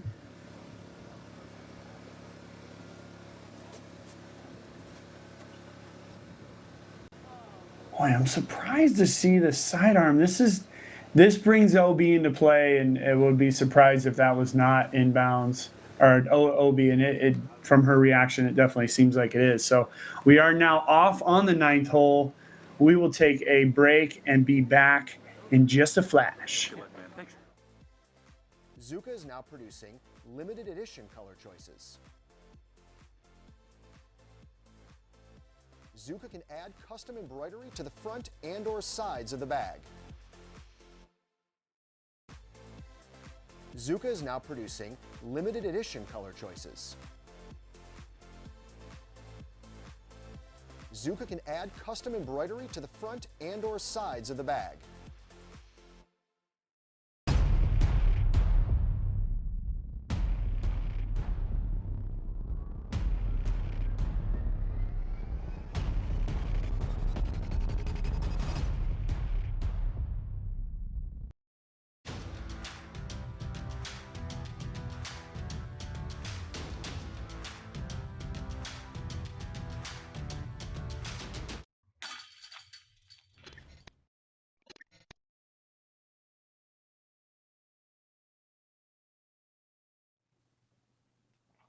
And we're back here in the booth. Our players are just kind of making their way down the hill.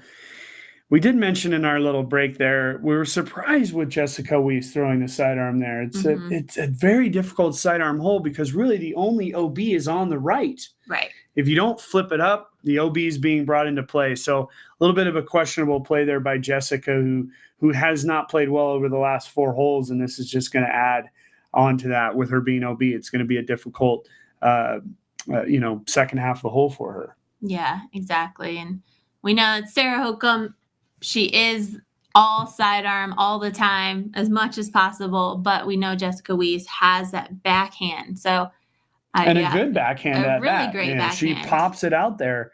That hole 9 plays actually really, really well for a backhand hyzer. Mm-hmm. It's a slight tailwind. Everything's just carrying you down to the left. The more left you are, there's a couple of trees over there, but then you have a nice little sidearm to access that green. Right. So just a surprising play there by Jessica Weiss. But again, she was the one who prepared herself on the course, and maybe she just felt more comfortable with the sidearm there. Yeah, it's just tough. Interesting decision, though, for sure. It is. So we're going to see her really short. So they're giving her the lie down there, kind of on the edge. It was a high sidearm, so it didn't get as much distance, but she's going to have a lot of work to do. Still slightly downhill to the basket, so that might give a little bit of an advantage.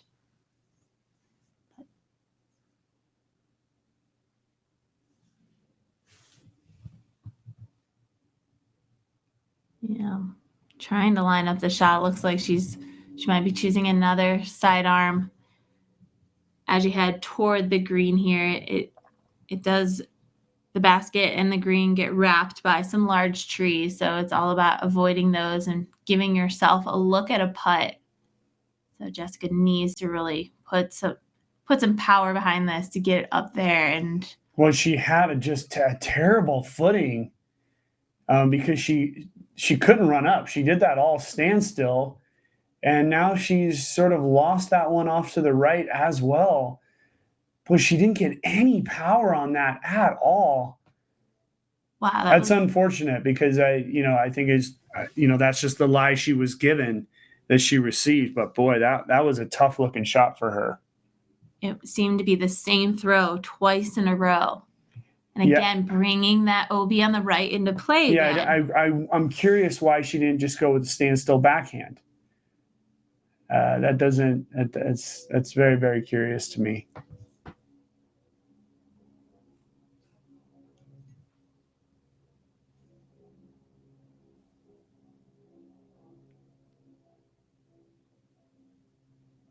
There's Paige off in the distance there.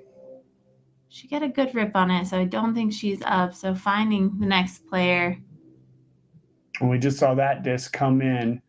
I believe that was the shot of Katrina Allen, I think. It's tough for us to tell here in the booth who that was. We'll find out as they come up to the fairway or up to the green area. But yeah, I mean, there's a few trees on this side that definitely affect it. I mean, you can see what our players are going to be dealing with, but they're big trees with bigger gaps, and it's not such a long shot. It's not like it's a 300-foot shot. It's 180, 250, somewhere in there, somewhere in that range. So I think it's a nice side of the, of the hole to be on for our players, because you just have a little bit more of a straighter shot with a few trees to avoid. Yeah, this is one of my more favorite holes on this course. But every hole that gives you a birdie opportunity, you really have to work for it. And so this one, I mean, you're working huge shot off of the tee, but that upshot really has to be close and accurate.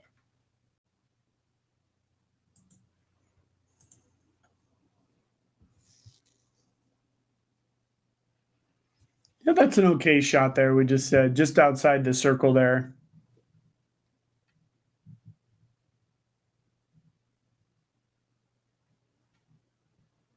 And now we see Sarah Holcomb. Wow, look how tiny she looks.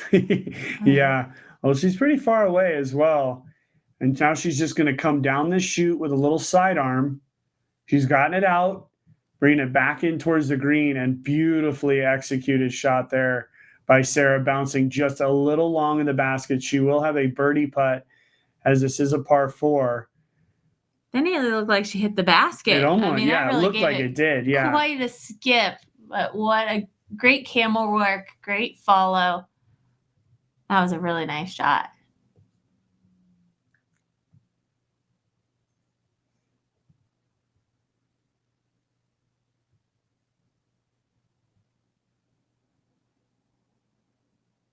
Now we're going to see Jessica now coming into the green, executing that shot nicely. She's going to have a putt for what will be her bogey, as she's now lying 4, but she's executed that shot nicely.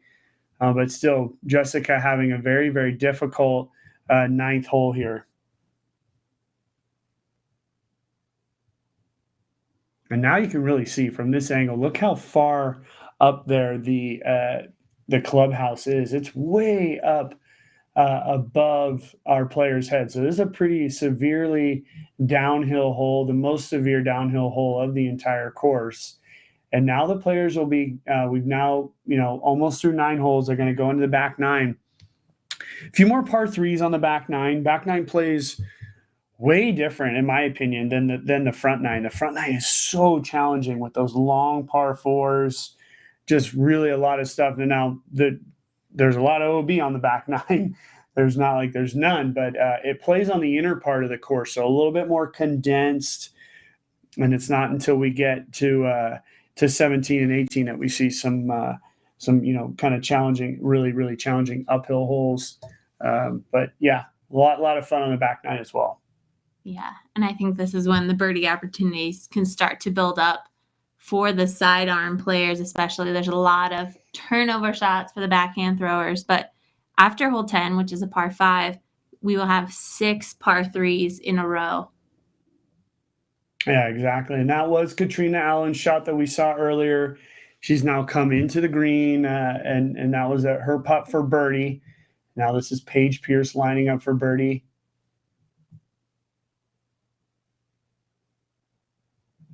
Executing that kind of quickly and pushing it a long ways past the pin.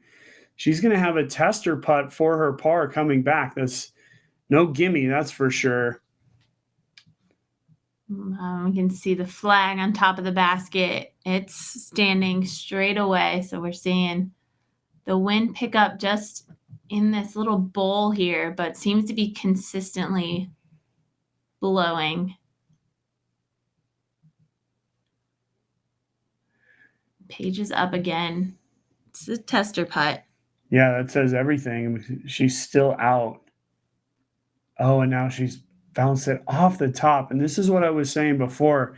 It can happen so quickly here around Glen Eagles because even just a few, it's not, she was just barely above the basket, but blew it all the way by there. And there you go. It goes from birdie to bogey for Paige Pierce here on the 9th. And the frustration does build. We saw the frustration on the last hole. There's a little break, but we saw from the very first hole of this round, she's aggressively playing this course. So she has got the mindset to play this course as aggressive as possible. But sometimes when the putts don't fall, the game plan changes up a little bit. But here's Sarah Hokum.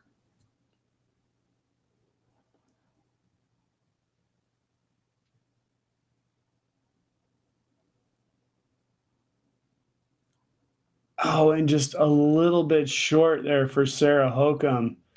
Boy, that was a great opportunity for Hokum to pick up a birdie on the group when our other players were, sort of having some troubles here. Sarah played the hole very nicely. She's unfortunately going to take just a par. As I said, the sun is coming out. The breeze is going to pick up. So this back 9 is going to be breezy. And then the breeze will just be even more once we see the men's coverage later today. And we do have live men's coverage this afternoon, 6:30 Eastern, 3:30 out here on the Pacific. And so, yeah, we're excited about that as well. But we've just played 9 holes, and it just shows you how long and big this course is. And now 9 is in the books. We'll head over to hole 10. Let's take a look here at the hole 10 preview, Val. That hole is a little more troublesome than I expected, but here we are in hole 10. This is a par 5, huge fairway here. Not much elevation comes into play. It's pretty flat.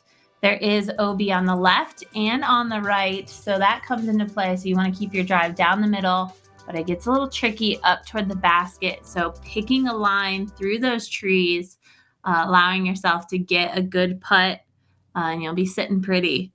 But this is a tough one to get. A par is really solid on this one because even though it seems pretty wide open all the way down the fairway, there's some trouble to be had, especially as we see the wind picking up here. Yeah, you're right. And it still is a tailwind on this one. I think for me, on 10, the biggest thing is to avoid going out of bounds off the tee, because once you get onto the second shot, the fairway really does open up pretty wide, Right. especially out to the left side.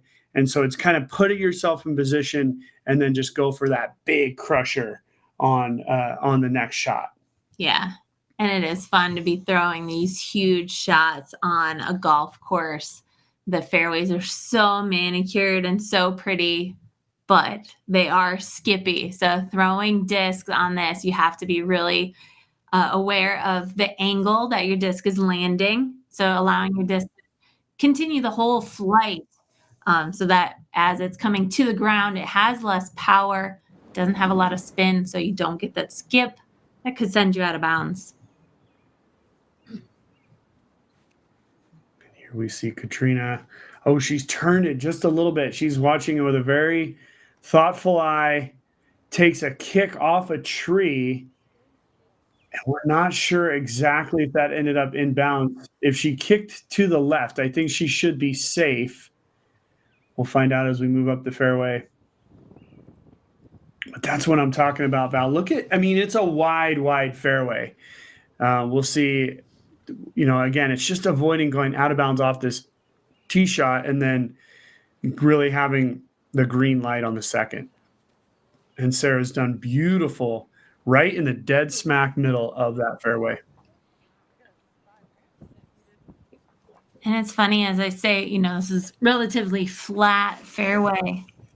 The tee is elevated and we're working our way down into this low part. So there's a 45-foot decline to the basket. Well, the tee pad is on a slightly elevated part from even just the rest of the fairway. This is a golf teeing area. And so it's probably elevated a good 10, 12 feet, but then over 1,000 feet, 956 feet, it's just slowly going down a few feet every 10 or 20. So yeah, that's surprising. 45 feet downhill. I wouldn't have guessed that, but it seems flat because it's kind of long flat. And there we go. All four of them are off the tee. We'll see if Katrina Allen's in bounds. We'll take a quick break and be right back with you. Passion is more than fiery emotion. It feeds the spark to start your day. It fuels your obsessions. It inspires your dreams. Passion challenges your fears, and it repeatedly bathes you in sweat until you are transformed into a new, better you. Disc golf isn't just your passion, it's ours too. Hey everybody, this is Kevin Jones. I'm here with my brand new Prodigy VP3 V2 backpack. And I'm loving this thing a lot. It's extremely lightweight. It's carrying all the discs I could ever ask for. It's pretty sturdy and durable. I've got my 2 putters up here, no problem. Room for a towel if need be. It's really lightweight, it's extremely efficient, and for all you, it's extremely affordable. So come check it out.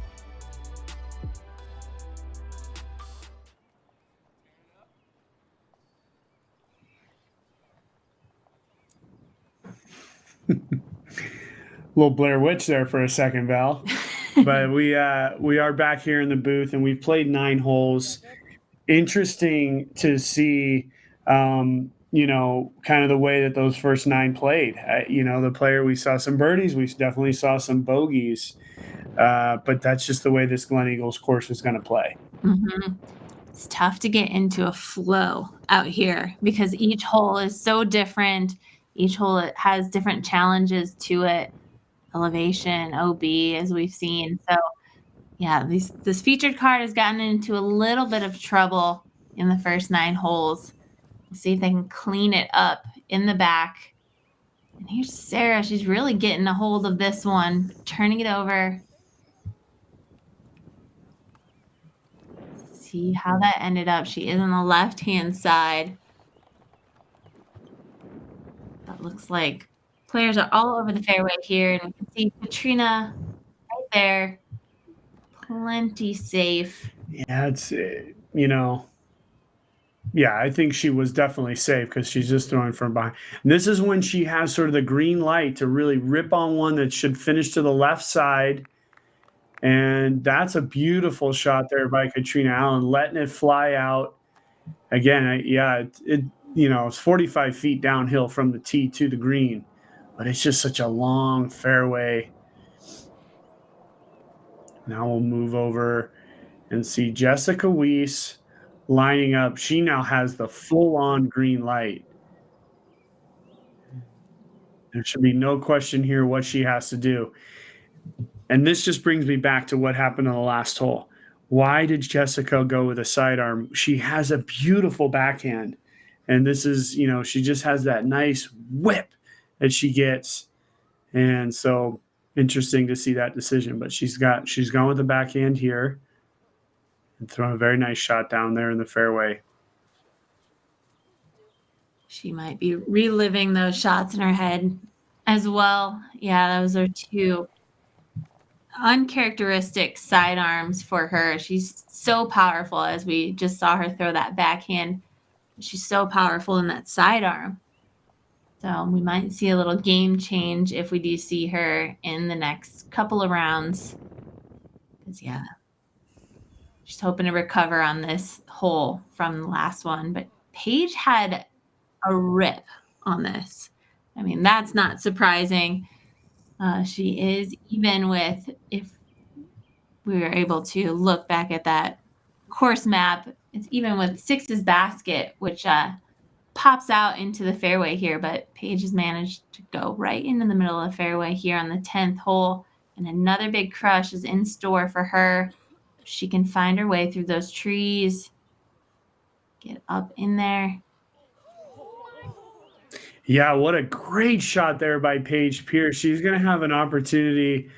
She's looking at it with a watchful eye. We can just see from another camera view what happened there. Maybe she went a little bit too far to the right. It's still in question exactly what happened, but either way, she's way, way up there for Paige Pierce. But yeah, there's an OB that creeps in on that right side, because you're right. That's where hole 6 and 10 play. So she actually came across that OB line when she was playing hole 6 coming the other direction. So Right. we'll see if she did go a little bit too far to the right. Didn't seem like it was to me at all, but we'll see once we do get closer up to the green. Yeah, and so this OB does creep really close. It is on circle 2's edge, so Yeah, it's 60 within feet 60 from the feet. back. Yeah. I mean, and she has the power to get down into that area off of 2 shots, especially if that first one going down the hill was, 450 roughly. She's going to have another 450 into the green. So we'll see. We'll find out. But we'll be back in the fairway here. 450 feet. That's a crush. Yeah, I mean, that's the farthest. She's the farthest thrower in the women's field. 450 feet is a huge throw. Yeah, it's downhill with a tailwind, and it's Paige Pierce. So not so surprising that she's able to execute throws like that. But it's still amazing and impressive. And here's Sarah Hokum, hoping to find that big gap on the left-hand side, bring it in, and beautiful shot there for Sarah. And we can see that tailwind really ripping right now as that flag is blowing dead straight.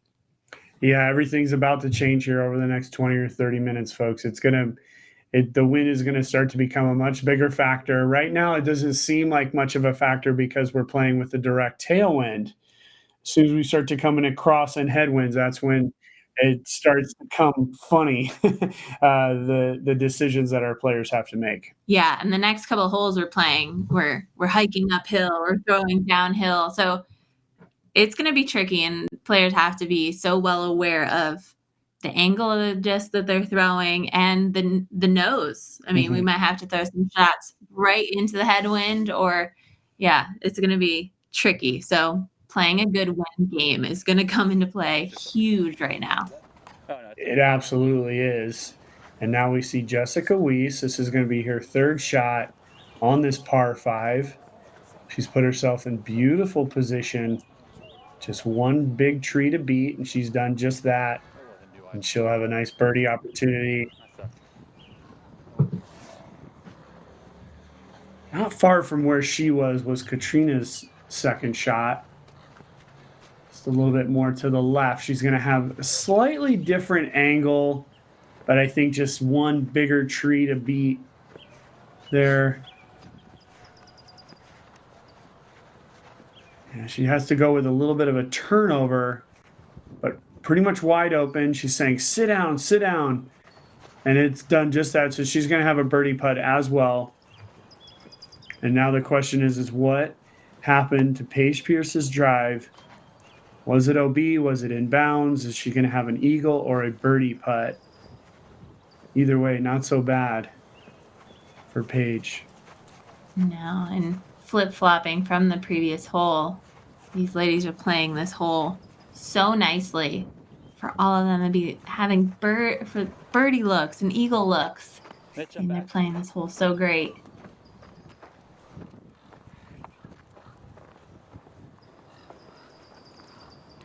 Yeah. And everyone is anxious to see where Paige's second shot ended up.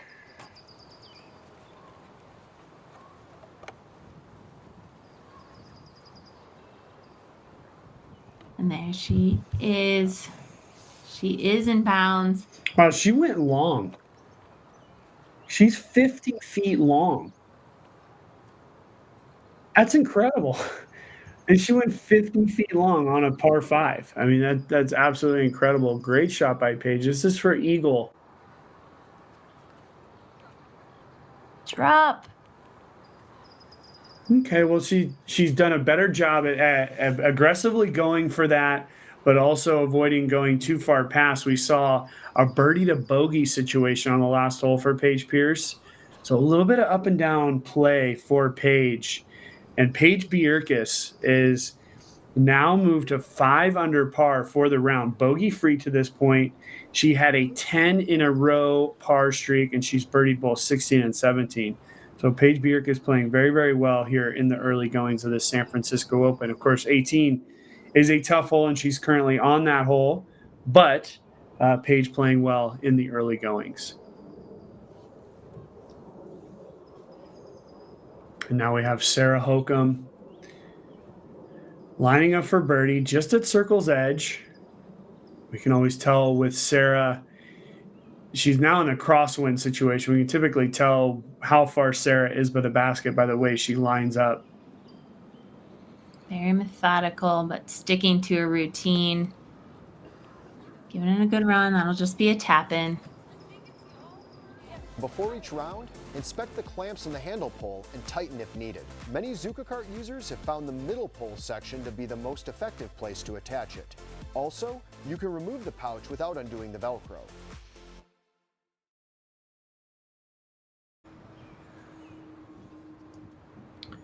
We're back live. We did see in our picture-in-picture that Paige Bierkes was at 5 under par. Katrina Allen 3 under, and Pearson Walker and Madison Walker playing well also. She's at 1 under par. This is Katrina for birdie. It's hit the top and rolled back behind her. Again, now she's past the pin, so she's putting directly into a headwind. Oh man, to still be out. That was a big roll. And it's not on a hill. This is flat ground. So that wind must have made it spin. But yeah, do the same putt over again. Look at the wind whipping, and this area of the way these trees just suck the wind in there. Oh, and now it's gone up and above the basket. She still has a good 12 to 15 feet left for her now bogey. And look at that, birdie to bogey again. We've now seen this back-to-back holes by Kat and Paige. Jessica lining this up.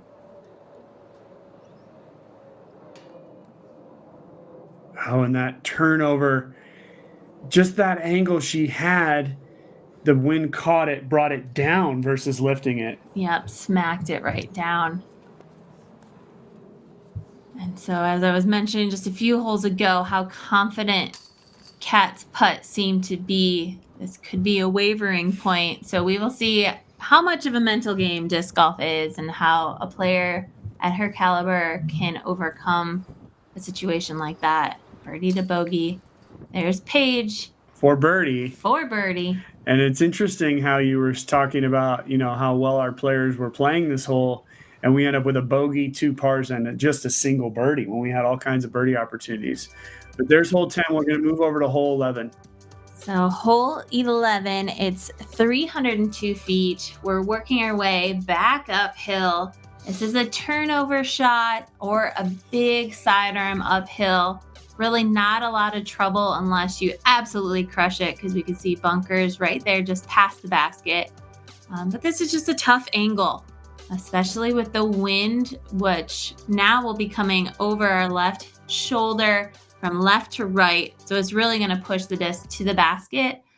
So that'll come in really handy with a sidearm throw, moving its way to the basket left to right. Yeah, it's so severely uphill that it's just, and you're coming out of this weird chute. You're right. The angle is so tough to handle, but you're just kind of coming uphill. You have to turn it quite a bit, but that crosswind, even though it's going to help push it to the right, it actually can turn them into rollers. We saw throwlers last year. Yeah, it's tough for a backhand throw. I mean, the angle that you have to throw, because it is so tucked around to the right, it's just really tough.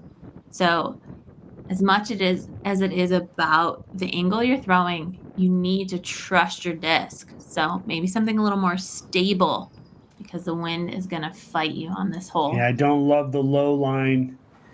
Paige is okay there. She's going to have a long uphill putt. It's the low line is tough. It's tough to get it all the way back to the basket, but the high line, you bring in the branches. So there's, all kinds of different plays on this one. I would play a little bit of a wider line with a flippier mid-range and just let the wind kind of carry it over there. Sarah's going to go with the low power sidearm. Done nicely there. Put herself in between circle 1 and circle 2. As Val was mentioning, this is a run of 6 par 3s in a row, and it'll put the test to our players. Oh, beautiful shot there. Just rolling just outside of circle 1. She'll have a birdie putt as well, but it's a technical run of 6, and there's nothing really just straightforward. There's really kind of interesting. Each hole is interesting in its own way. It is. The distance shows that they are birdieable, but it's going to make you work. There we go. A couple backhands, couple sidearms. We'll see them up the green in just a minute. I can throw this disc around the world in one shot. Never play disc golf too far into the jungle. There may be cheetahs. Someone on your card can't recall if they threw a 6 or a 7. It was probably an 8. See? Stay getting birdies, my friends. What do you think, flatness and stiffness on this? Somewhat flat, neutral stiffness. This is a good disc right here. Got it. 2 more. Danny, this is the sick one.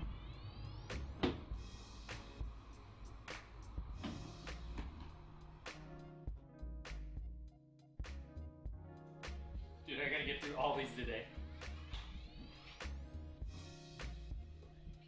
Cheers to a good day, gentlemen. Cheers. Ooh. Yeah, that's good. It's a hard day. That's great.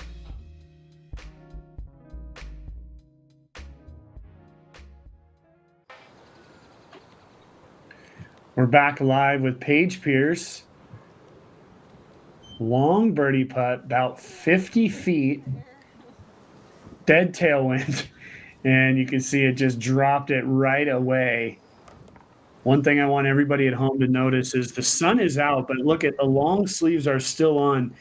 This is the summertime in San Francisco, folks. It's absolutely gorgeous. The sun shines all the time, but there's a chill in the air as the Pacific Ocean is just to the west. Oh, great run there by Katrina Allen, but just to the west, the Pacific Ocean keeps everything nice and temperate temperature. So yeah, it's still a little bit chilly out there, and with that wind, it can just be just enough to make you uncomfortable.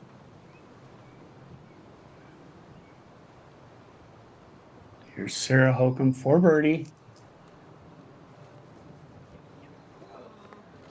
Oh, and asking for it to just turn. And that thing was just going straight as an arrow. She pulled it just to the right off of her hand.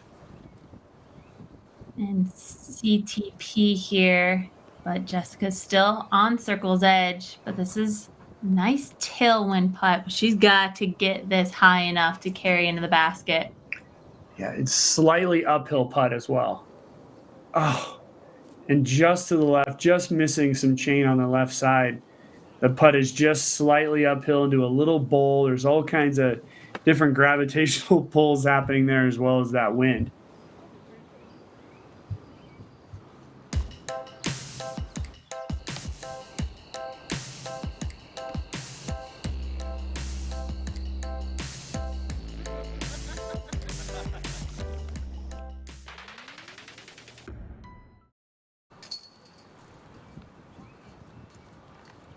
So a little bit of things sort of evening out here. We have 4 pars on the 11th hole. The players will have to walk up the hill, but we'll take a hole preview of the 12th hole. Here we go, Val. So this is the view from the men's tee, but as we'll see, we're going to cover over here. Women's tee a little bit lower, but this is just a tricky shot. I think this is a good sidearm hole. It is just about 320 feet. You're going to have the disc carry downhill, but it's a side hill that slopes right to left. So it's all about pushing that distance so that gravitational pull doesn't throw you down the hill. But this is a tough one to get close enough to get a good putt. So it's another hole. It's definitely the distance within the range of a birdie, but it's tough to get close enough to the basket. Yeah, right. That's when the network television would put a little hashtag in the corner, hashtag gravitational pull. But there is so much different slopes going on here. Yes. And the ladies' tee is a little bit lower, so it does adjust the angle just a little bit, brings them a little bit down below the wind, because now the players have walked up the hill and they're throwing back into a headwind in this direction. Yeah. And this hole just made me so uncomfortable as a backhand thrower. I'm trying to throw a low shot to try and carry it down the hill, but at the same time, trying to hit the right angle. So I could end up with a roller, which will send me way down the hill. And here's Paige. Let's see what kind of trust she has in the disc. And yeah, that branch really comes into play if you pull it off to the right. Yeah, just a little bit too much turn, but it is a headwind here on this hole. And yeah, we've been watching a lot of our cohorts, Nate and Big Germ, and you hear that term thrower. This is a perfect thrower hole for the backhanded players. You're right, though. It does lay out well for a sidearm. This looks beautiful. And she's put herself in position for a birdie. Nice shot there by Sarah Hokum.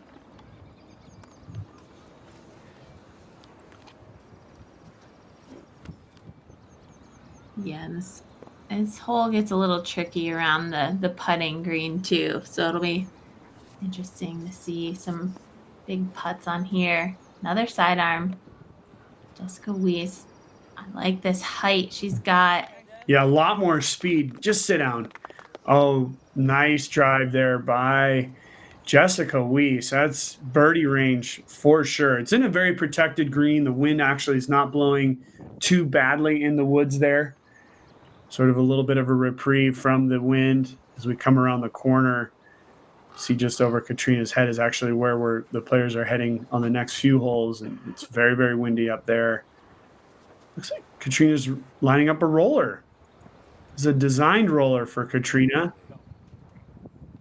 Oh, hitting the big eucalyptus on the right side of that fairway. We will take a 60-second break and see you on the green.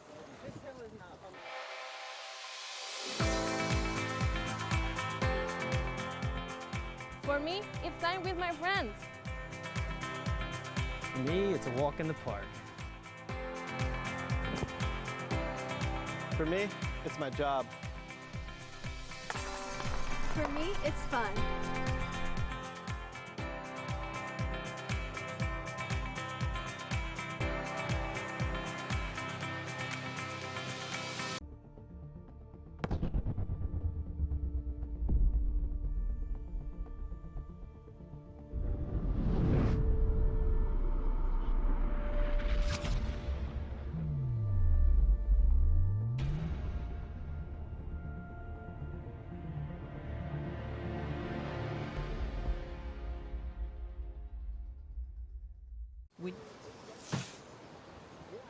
And here we are, Paige Pierce.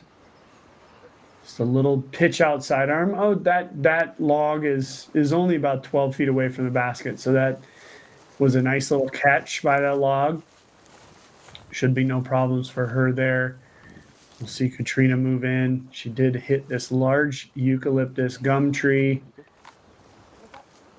Tough little Anheuser lofty upshot she's going to have to do with the sloping green right to left.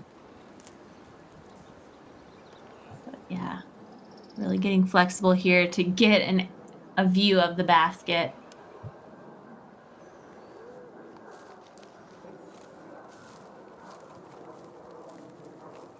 Nicely executed there, but you were right. She did have to stretch out there and just, have to go that extra little reach. And now we see Sarah Hokum lining up here. This is going to be about 45 feet for Sarah. And I was mentioning it just 2 holes ago. We know where Sarah is because if she's inside the circle, she lines up her more sort of traditional putting. When she's outside, she lines up this jump putt style, more of a straddle. See that from her. Oh, just a little bit too much air on it. And I feel like I have watched disc golf for so many years of my life. And if I could just get into Sarah's ear and just say, just reach. I mean, it looks like her extension to the basket is just so fast and sharp and aggressive. And so she's not hitting the line she needs to on these jump putts because she's had so many opportunities throughout the whole round for every one of these jump putts, but just that's the perfect extension I'm talking about. Beautiful putt from Jessica, but it is always about the reach and the extension toward the basket to make sure you hit the line. Much needed birdie there by Jessica Weiss. She really, really needed that. Her scorecard had really blown up over the last, 6, 8 holes, and she really, really needed that. So nice job there by Jessica Weiss. Nice putt there by Paige. Able to save her par.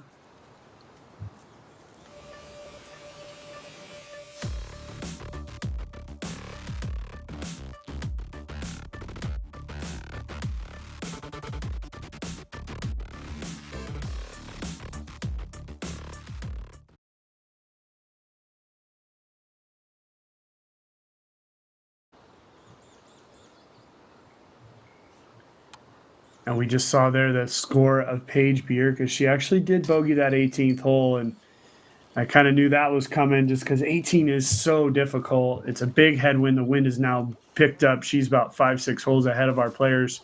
We'll head over to the 13th hole, Val. Break it down for us. Oh, there we see one more sneaking in. All right, we'll take a little second here to let Katrina tap out. Now let's take a look at that 13th hole, Val. All right, and they've got a little walk uphill to this hole, but the women's tee, as we can see in the course map there, is tucked into the woods. So the view we're getting right now is from the men's tee. So the women immediately have to go out this little tunnel shot, but it's all about hitting the line, letting the disc do the work. Again, hashtag gravitational pull, the fairway slopes from right to left. So we're throwing fairway drivers on this to get enough distance to the basket. But again, it's just they're coming in so fast that you want to make sure you're playing it wide enough. So if you do get that skip, you're not flying down to the lower part of the fairway. So again, it's in the birdie range, but it's a tough birdie. Yeah, it really is. The men's tee we saw in the video there is sort of a straight side hill. You're kind of just, it's all about kind of judging the skip, bringing it below the branches. Mm-hmm. The women's tee is up in the woods to the right, making it more severely downhill, as well as just the way the wind plays as you come out of the woods into a downsloping green, tough hole. And we know that the wind right now is blowing, once we get out into that fairway, it's going to be blowing right to left. Yeah, so it's going to really be pushing those discs to the lower part of the fairway. Absolutely. Yeah. I remember not even getting a chance at a birdie at any of the rounds that I played at the San Francisco Open last year. And I mean, this is this is a good backhand hole. Finally, I feel like the last two par threes are really made for the sidearm shot, but this is a backhand hole, and it's tough to get a look at a birdie. Had a lot of big putts, but yeah, nowhere near the basket. It'll be interesting to see if we see a couple of sidearms here, because in a way, I kind of, if the wind is what we expect, and we'll see how the wind is actually playing here in person, is it could be that the sidearm might be a little bit better for it. But we see Jessica Weiss lining up this backhand. Perfect view here. Headwind right to left. This is when the wind grabs it and takes it. Needs to sit. Man. They just fly. I mean, any little bit of an angle landing on the fairway could just skip down the hill.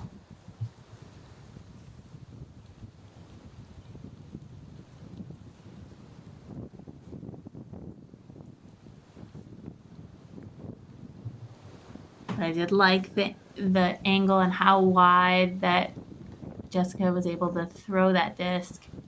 See if Paige can follow up.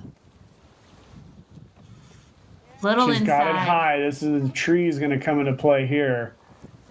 If she actually hits that tree, and that helped her. She hit the tree, shot straight down. You could just see there was a little bit of hesitation by Paige, and the wind was just picking up to a really, I would call it more of a brisk gust right at that moment. It's 14 feet downhill. So, and most of that downhill is right at the very end. This is what I like. I like the sidearm on this one. It just plays back into the hill nicely. So, advantage for Sarah Hokum on the 13th here.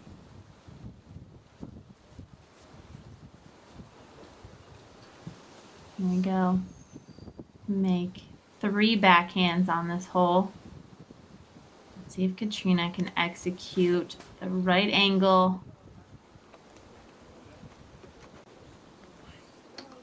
Yeah, and that's the mistake you're going to make. Get it low. Don't go too long.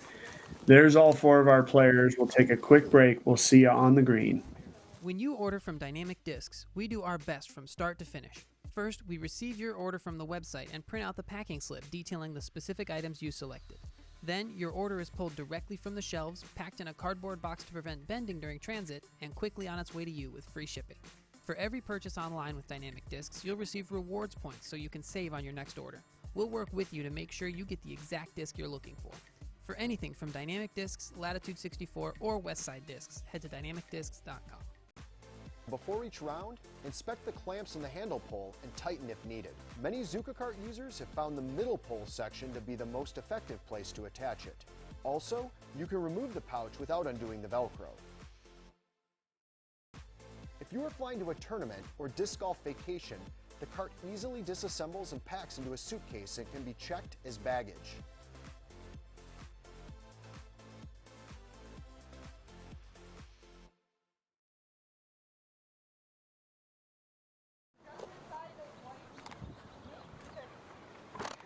Now our players have made their way down the fairway. This is where Paige Pierce ended up after she hit that tree. And again, she just got it just a little bit too high, which the wind immediately grabbed it. The tree did her a huge favor. There's a little slopey green here. If you go left of this basket, it just works its way away. And there's a tree right there. That tree. Now Paige is going to be clear of it, but that tree becomes a huge bunker. And if you're on the backside of it, you can't even see the basket. Yeah. It looks like Paige is clear of it, though. And there is a slope, as we can see. Jessica Weiss looks tiny downhill there.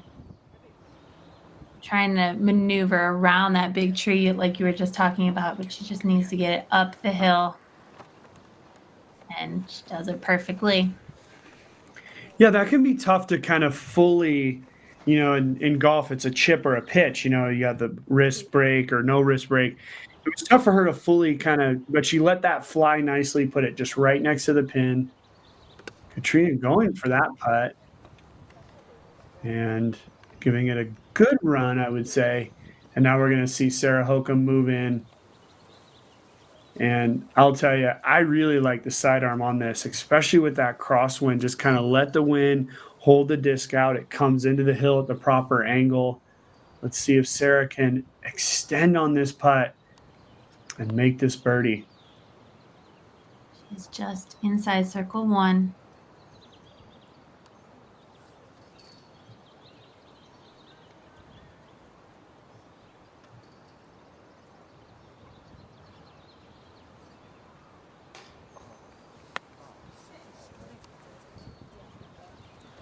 Hi guys, I'm Alyssa Van Lannen. You've probably seen me hiding in front of the tee pad or laying in the bushes trying to get the best shot.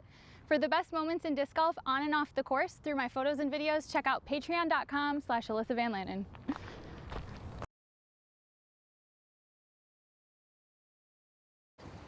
Far back.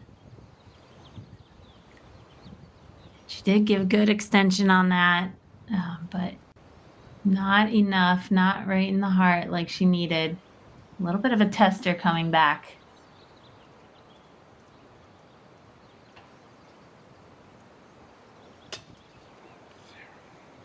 Oh, and just the tailwind on these shorter putts, sometimes with a tailwind, the disc actually lifts, and that actually felt like it because you get the nose down, you're trying to pop it in there, and that lifted on her a little bit. So another birdie to bogey situation, just like we've been talking about since the very beginning. This course, the Glen Eagles course, is one of those ones that nothing is in until it's in. It's just such a tough course to play, even a hole like this where you on a calm day anywhere else in the world, I feel like you could get a birdie on this, but it's just proving just to be such a treacherous course, even on the easiest holes it's got. Sarah Holcomb had the best drive. She had a birdie opportunity, barely misses it, and then misses the comebacker. And now she's got a bogey, and now that's official. We'll move up the hill to hole 14. Break us down hole number 14, Val. I think this is the shortest course or shortest hole here. It's 263 feet. We're replaying the last hole just in case you forgot it, but here we are, 263 feet. It's a par 3. You can choose this tunnel shot, but Nate and I were talking about it a bit last night. I'm expecting to see a lot of these players throwing out to the right just to avoid all the trees, bring it in on a big hyzer to land yourself on that flat area. The fairway does slope dramatically on the left-hand side, so if you choose that tunnel shot and hit a tree, you can be zooming downhill. I know there's a green down there that's out of bounds, but it's really about that off the tee. It's a sneaker little hyzer shot. So it's a tricky little hole. Yeah. I mean, everything is screaming. Go up the gap, go up the gap, go up the gap. There's a straight gap, it's open, but it's just the angles. It's the hashtag gravitational pull. Everything's pulling you to the left, and you're trying to throw these little baby turnovers through this gap. Everything's pulling you left. You hit a tree, then you kick left, you're down into there's a green down there, a golf green. So I like the little hyzer, but there's a little bit of risk off the tee because it's kind of tight.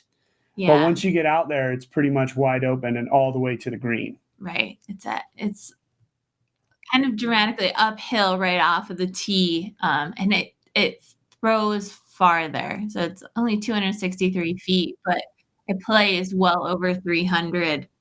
So you really have to punch it out there to give yourself a look or to be even with the basket.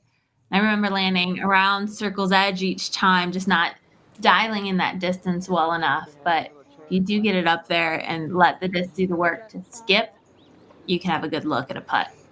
So interestingly enough, we've played after they play hole 11, they walk. You play hole 11. It's an uphill walk. The hole you walk up to 12's tee. You play downhill. Then you walk up to 13's tee. You walk downhill. Now they've walked back up to 14. So quite a bit of walking. There's a slight little walk down to the 15th tee, but then you walk up to the 16th. So a lot of walks between the holes here that really do affect the players overall. They kind of just have to take their time, and oh boy, look at this. Now that disc has rolled all the way across that green. That was crazy unfortunate, but that is that gravitational pull we're talking about. I mean, there's that OB green down there. It looked like she rolled over it, but that's going to be a tough upshot back to the basket. Yeah, depending on, I mean, and there's footing issues down there. It's a side hill sloping away. You know, you're now 30 feet below the level of the basket. Paige throwing this little turnover, executing it beautifully. Nice shot there by Paige Pierce. And there was a little bit of crowd appreciation there. So nice job. And this is the hyzer line we're going to see from Katrina. I like this play a lot. Just so everybody realizes, there is a mandatory directly in front, and that's that tree. But if you take the left side of the tee, you have another gap that you can hit and get yourself into that open area. With the strong sidearm, Sarah's going up the gap.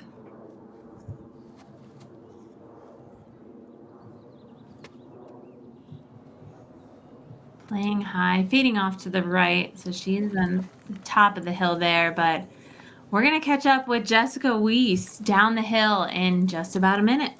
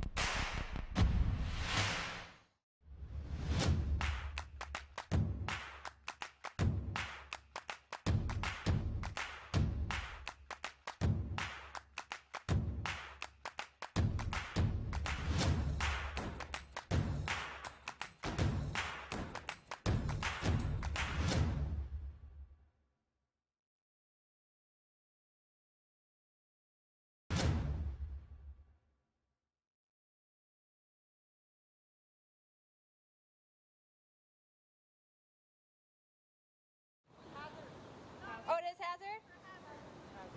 Oh, sorry. And now we're back, and here's Jessica Weiss. She is in this bunker. The bunker's actually not even on the caddy book, but I believe it's a hazard. So she's going to be throwing her third shot here. It's actually kind of somewhat in the fairway of the 15th hole, as the 15th hole plays back behind her. I was surprised with the standstill. I mean, she's got a lot of work to do to throw uphill there. And you can see she really put her whole body into that. But standstill from the sand, that was a tough shot. But she made her way up to the top. She'll have a putt, but she's still well outside the circle. So in a way, Katrina Allen had gone for the hyzer. She hit early, and that's the one big fear for sure. If you hit early, you're kind of put in a tough position. But she actually executed that shot quite nicely. She's going to have an opportunity to save her par. But if you do get out that early gap, it is a better line on this hole for the birdie. But Paige Pierce will be up there for birdie as well, and Sarah Hokum got caught up just a little bit early.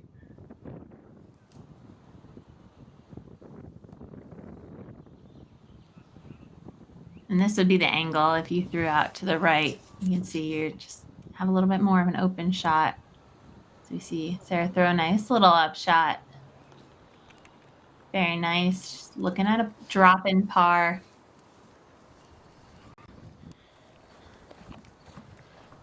And so just to give a little perspective, we are back now up in that open area on the left-hand side of our screen right now, but that's the starting holes. So we're up by hole 2. Yeah, one's just below this one. 2 is, you can see it straight away back there. There was the basket of 2. So kind of on the upper part of the course here. They've worked their way again. All those uphill walks. Beautiful putt there by Jessica Weiss. That's going to be to just save a bogey, Yeah, but better than a double bogey, that's for sure. always. But yeah, that was well played from how unfortunate that roll was to land in a hazard, to taking a stroke. Here's Katrina, save par, and that'll be a drop in bogey for Kat. And this is going to be seemingly a drop-in birdie for Paige Pierce. And it goes all the way back to the 10th basket where Katrina Allen was putting for a birdie and would take her to 4 under par. She's now going to be just 1 under par. And Paige Pierce has now birdied this hole, and she'll go to 3 under par. So Glen Eagles, not easy, as we've said many, many times. And so there's Kat. And now we'll move slightly down the hill to the 15th. Break down the 15th for us. Hole 15, it's a par 3. It's 383 feet.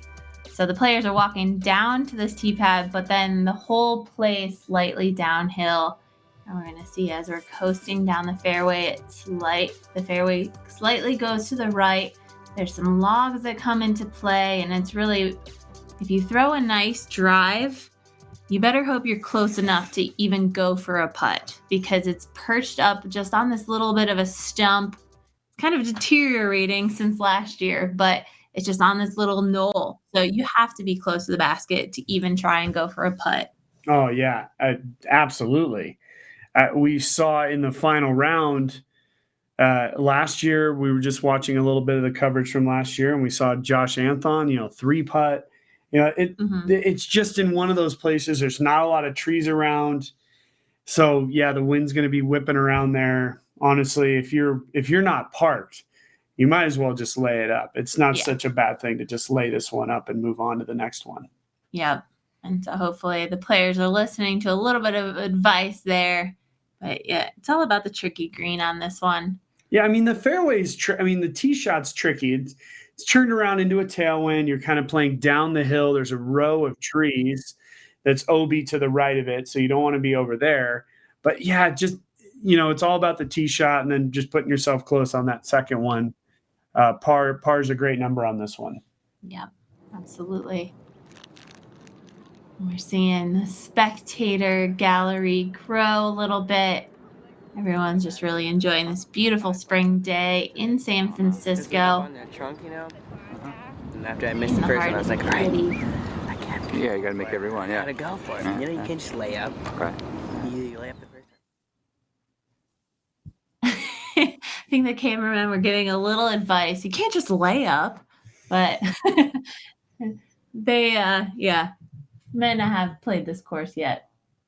But we see the players just waiting a little bit. No, it becomes a little congested. The next tee box is just off to the left-hand side. So they might be just waiting for those players to tee so they don't distract them. Yeah, it does look like the players are actually still on the hole. Yeah, they definitely are.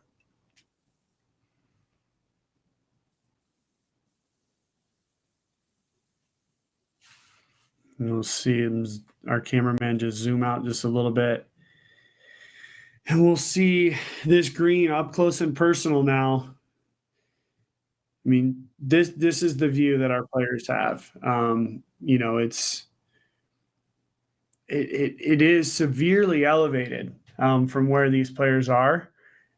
Oh, thank God that flag was there. That sucker was going. Wow, that flag really stepped in and helped out on that one. But yeah, I mean, had she missed that flag, it just slopes away on the other side of things. So yeah, it's definitely I would call it probably the scariest green on the course.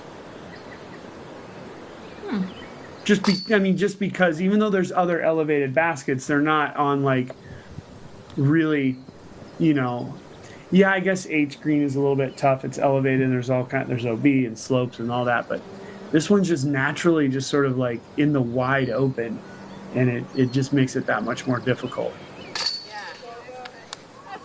Wow. That was a great putt there. Wow, and you can just see how dramatically steep that is. And Zoe and Egg making that look very easy. And that's Deanne Carey.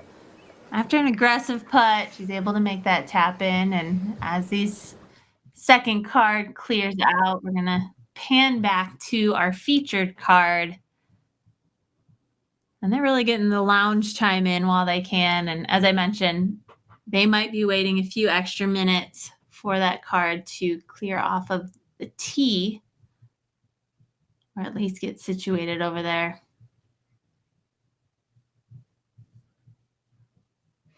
And man, we're heading into that final stretch. We've got 4 holes to play, and not any one of them is easy. I mean, if it's short, there's OB that comes to play, but lots of elevation continues to happen throughout these next 4 holes. Yeah, and then we come to 18, which is just one of the most difficult holes on the course. Here's Paige throwing just a little bit of a turnover, asking for it to get down. That's heading towards the right side of the fairway, but that's okay. That stump is in an okay position. Shouldn't be too bad for her. She'll be looking at a birdie putt. Yeah, you can see as we panned out just a little bit, she's in a fine position. But yeah, again, that's the go for it zone, I think. Yeah, is that stump? Yep. Yeah, definitely. And here's Sarah. This looks beautiful if she can just nestle it in there. Oh, nice. Yeah, she's just on the backside there. Again, it'll be an uphill putt from that point with a little bit of a headwind. Yeah, right now the wind seems to be sort of gusting. It's not a full-on consistent wind, which makes it just that much more difficult.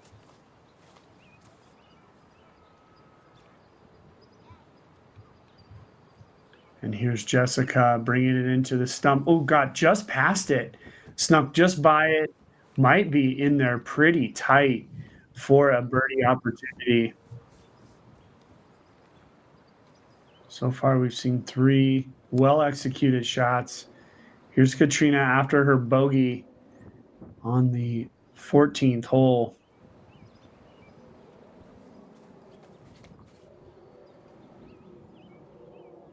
That turnover, it's starting to flatten out nicely. Can she get past the... Okay, well, she's just at the edge of the circle. This will be an interesting decision for Katrina. We'll take a 60-second break. We'll see you down on the green.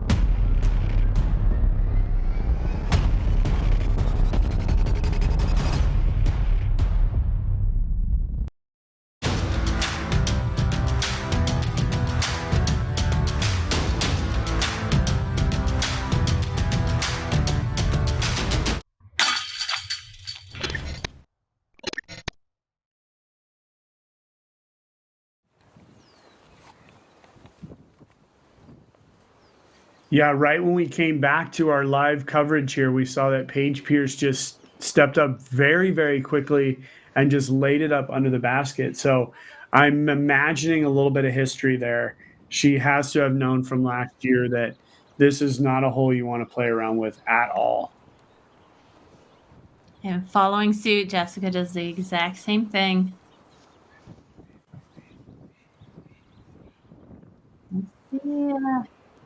how the wind's feeling for Kat, and yep. 3 for 3 so far. It's not the go for it time. No, it's not at all. Pretty happy to see that, actually, to be totally honest with you. I think that's the smartest play, sort of avoid any kind of major situation. And yeah. But Sarah Hokum's in a much better position here. This is an uphill putt towards the flatter side.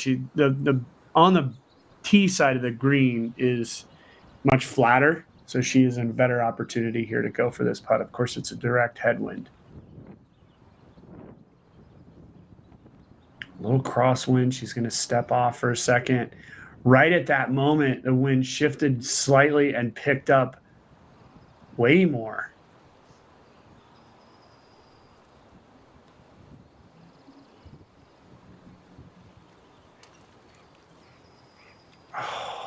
Not giving it enough chain to actually grab it into the basket, but such an extreme angle, she had to throw that putt in.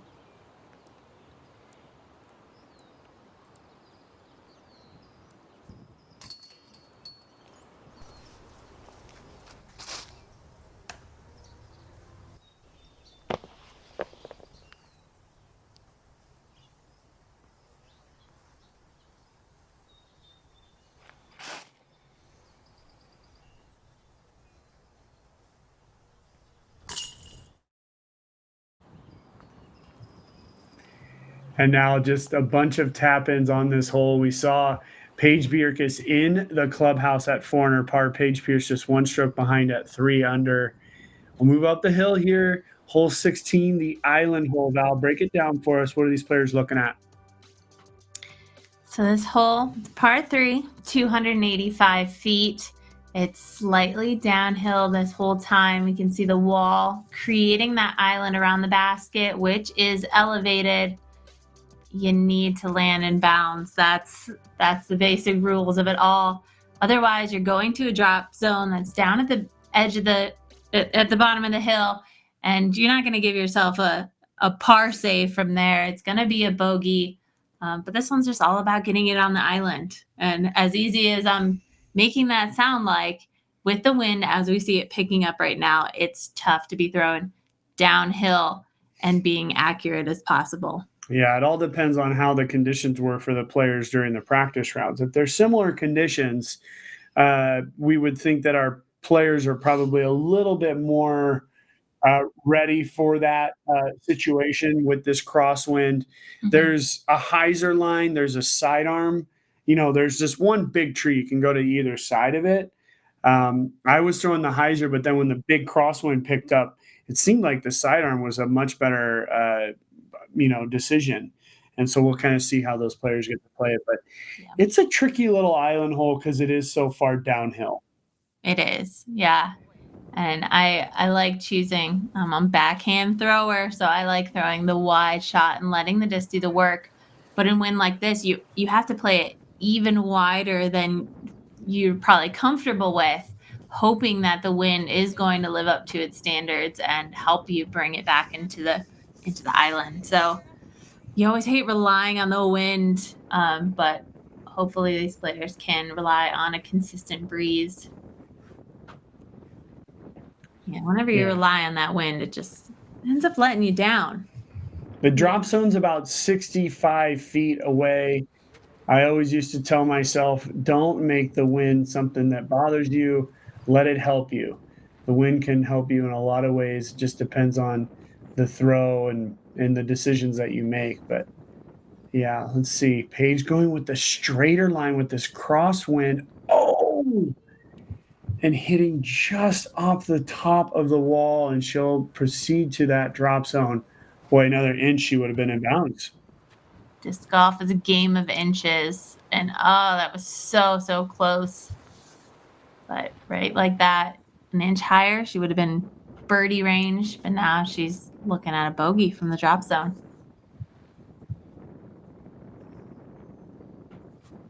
What a beautiful view from behind the tee. Here's Sarah Hokum. I like this because the crosswind should be dropping it. Oh, and it hits the top of the wall. an inch helping her in the other direction and keeping her in bounds. She was asking for it to slow down, but that crosswind helps drop those as those sidearms come in. Yeah, and discs are just flying that much faster on these downhill shots. So it's a mid-range distance from here. You see Jessica taking it wide. Beautiful shot by Jessica Weiss. So much control there. The disc was coming in so slow and so nice.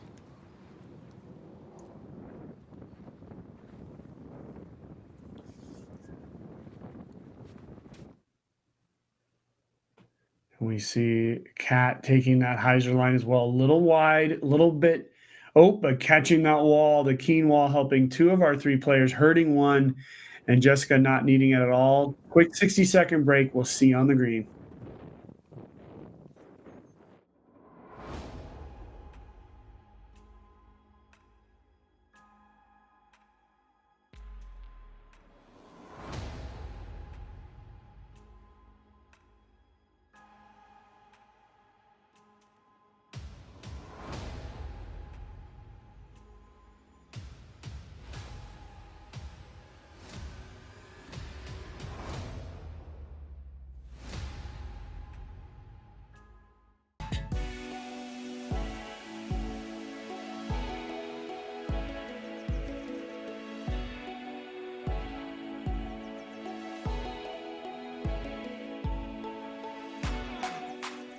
If you guys like the H3 V2, but maybe you're looking for just a little bit more flip up and glide, the H4 V2 is going to be your disc. I'm absolutely loving it, and it filled a spot in my bag immediately.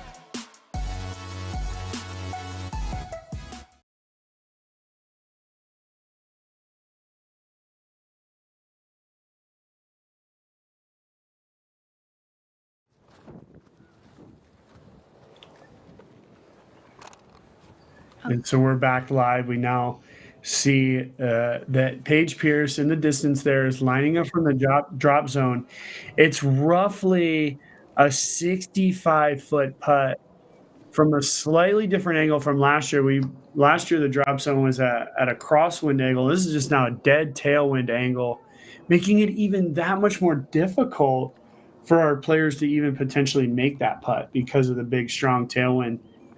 And again, that's the trade win. That's the win we're going to see the most consistent of all the times there. And so, yeah, so Paige Pierce will now bogey. Yeah. This says Think of how high, like it's a 60-foot putt. She would have had to throw that like 60 feet in the air to an elevated basket, even to an elevated basket to even give that a chance to fit the team. So, yeah, with that strong tailwind, it makes that putt really difficult from that far away. And here's Sarah Holcomb, slight headwind. She's at circle's edge.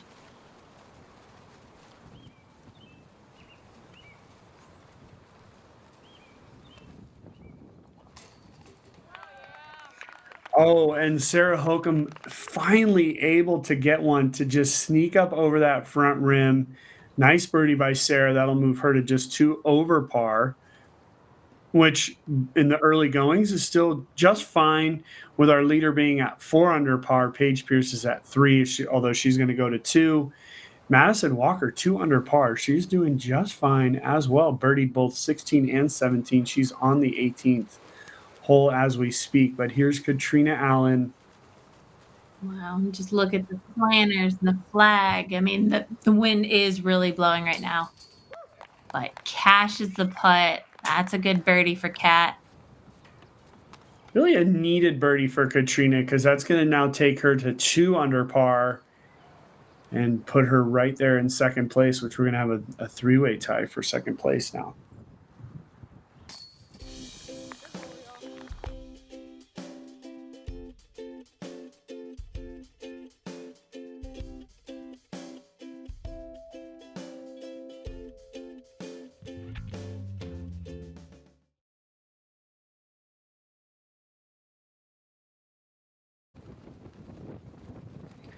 There we go. 16's in the books. Let's go over to 17 now.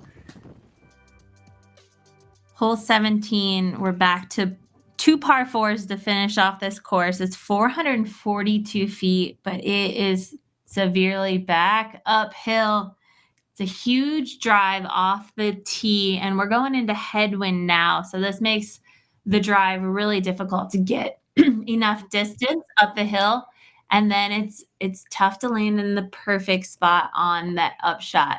It's a farther upshot than it feels like just because it's so much uphill. So there's not a lot of trouble to get into, but it's just that slope that really comes into play. So it's just you're throwing these shots harder than you think, and maybe you're not as accurate as you need to be. Yeah, I mean, from a technical standpoint, I feel like 17 there's really not much to it. It's just the length. Mhm. You know, the men play it as a par 3.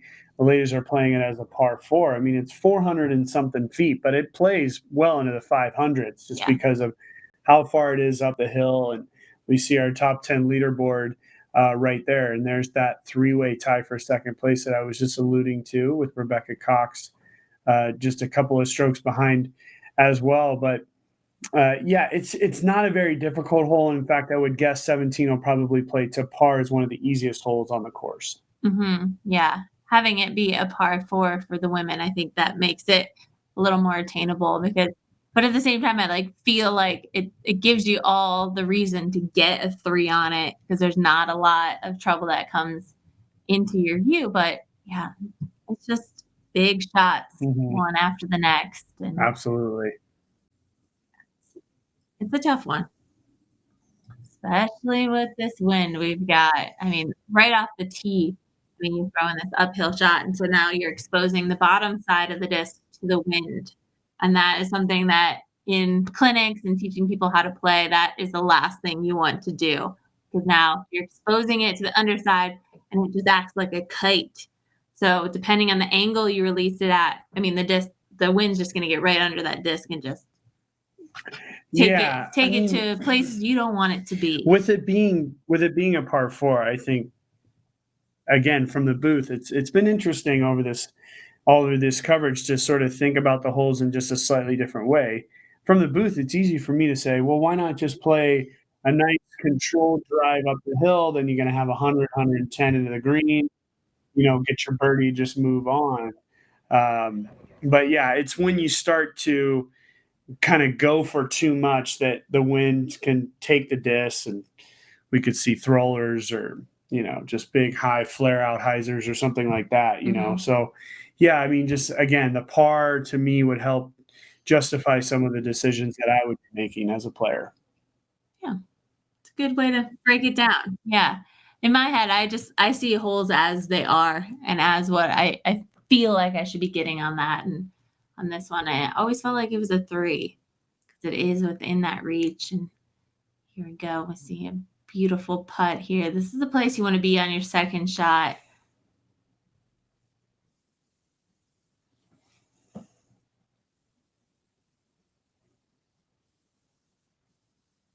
Like the wind's a little bit calmer up on the hill, which is nice, but we know it is just blowing so insane down below. And great putt from Zoe. Yeah, I think it's just a gusty wind. The wind is sort of not consistently blowing. It's sort of, it'll kind of come up to a 10, 12, 15, potentially 20, and then go back down to an 8 or a 10. I feel like that was kind of what we were just seeing right there.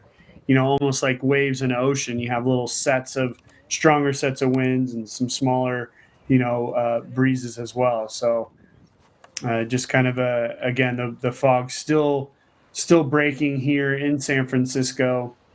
This is the 2019 San Francisco Open. This is the first round featured car coverage. We are on the 17th hole. Sarah Hokum, after that putt on the last.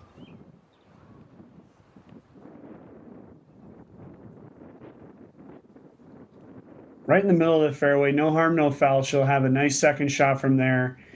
And again, this is just sort of the way I see it. I just think put yourself in a nice position, put yourself up there in the green, walk away with a birdie, and just move on.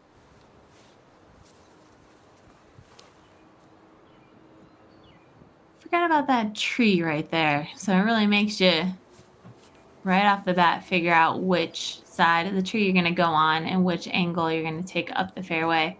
Backhand throwers, you're going to go for that Anheuser angle to get the full flight out of the disc. We see a roller. We saw a few rollers here last year. And there's that roller. Look at that wind grab it. Phew, taking it straight up the hill onto that right side. And then all of a sudden it becomes a little bit more, in my opinion, a more challenging upshot from that side as well, because now you're into a headwind with side hill, sloping, tough footing, all that type of stuff. So, boy, that wind really grabbed that roller, though. What scared me the most was that, I mean, you kind of have to have a late release to throw a roller, and that just brings that tree into play. I mean, the one obstacle in your way. And here's Paige Pierce. She's going to try to utilize that crosswind. Oh, and the wind just grabbed it a little too much. It'll just skizzle out.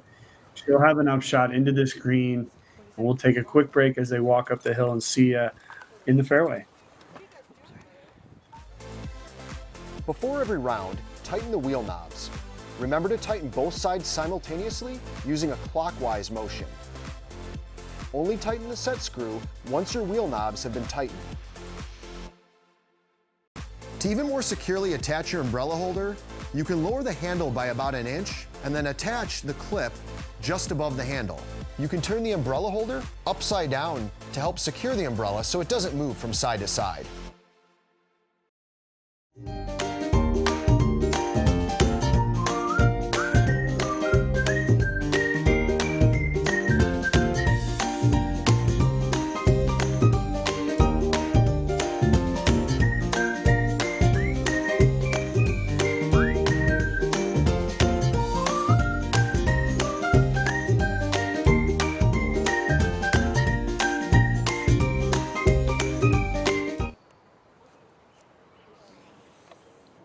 And now we see Sarah working her way into the green.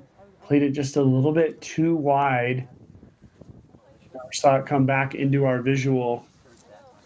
You can see now from this view, looking back down the fairway, how much slope there is back down that way. And so it's a tough hole. I mean, it is a tough hole. I was just trying to take more of a little bit of a simplistic mindset from it. I think if you're out here to the right side where we're going to see Paige Pierce, it's a tricky little shot. I think if you're down lower in the fairway on the left side, it's just a little sidearm up into this green. So kind of that's when the bright eyes of trying to get it way up there get you, and that crosswind just pushes you into a tough layup position. And when you're downhill, you have the backdrop of the hill to throw against. But here, it's all about judging the distance on the side hill. And Paige stayed up on the top side of that. So she's going to have a slightly downhill putt. And we can see the blue flag there. That circle one edge. That's not a gimme by any means. And especially with the wind here, it's going to be a tough putt for Paige to get a 3, but again, as you said, it's a par 4.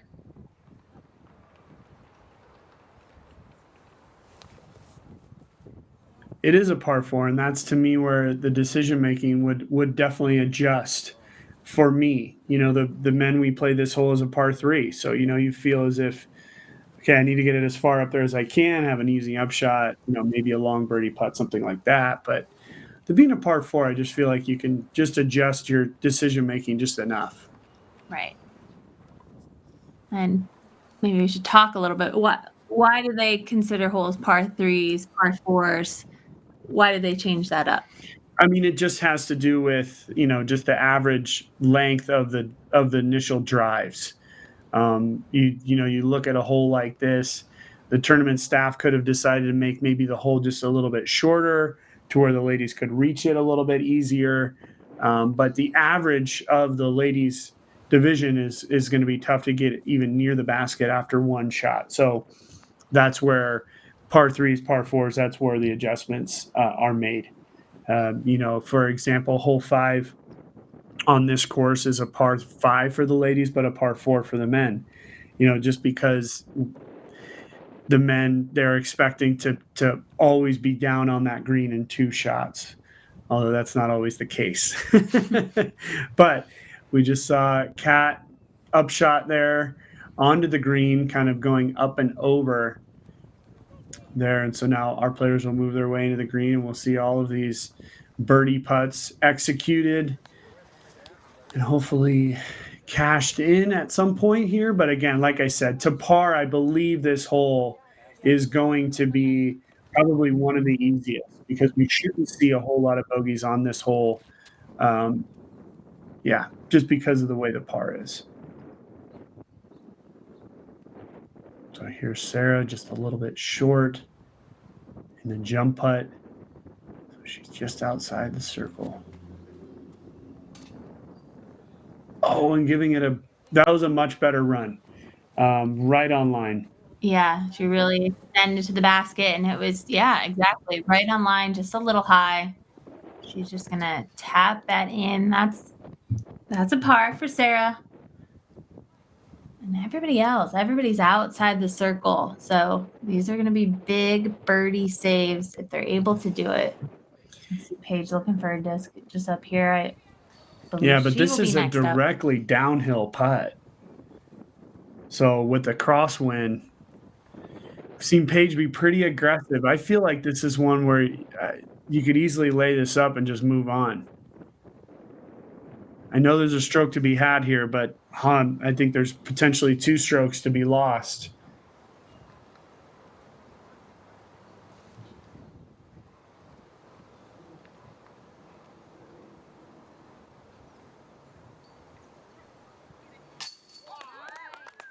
Boom. And right in the heart. Paige is playing this for a 3. No doubt. There's a birdie for Paige. That was a great putt by Paige Pierce.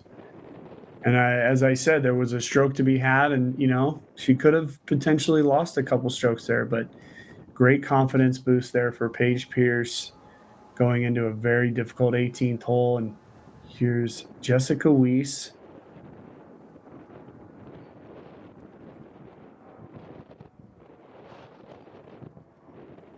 Just laying it up at maybe just a slightly different wind direction for her from that angle, more into a headwind versus what Paige might have had, which was a little bit of a side wind. Here's So slightly closer here, but same wind direction. Kat is absolutely going for this.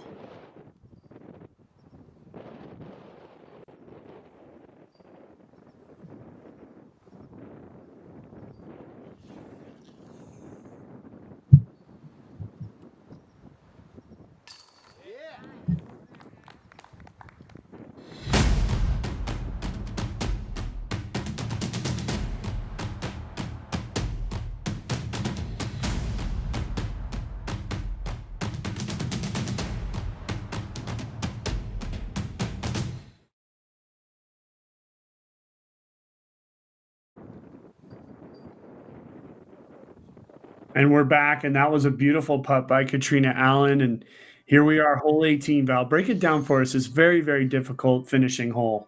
We're almost there, Nate. This is a par 4, 567 feet.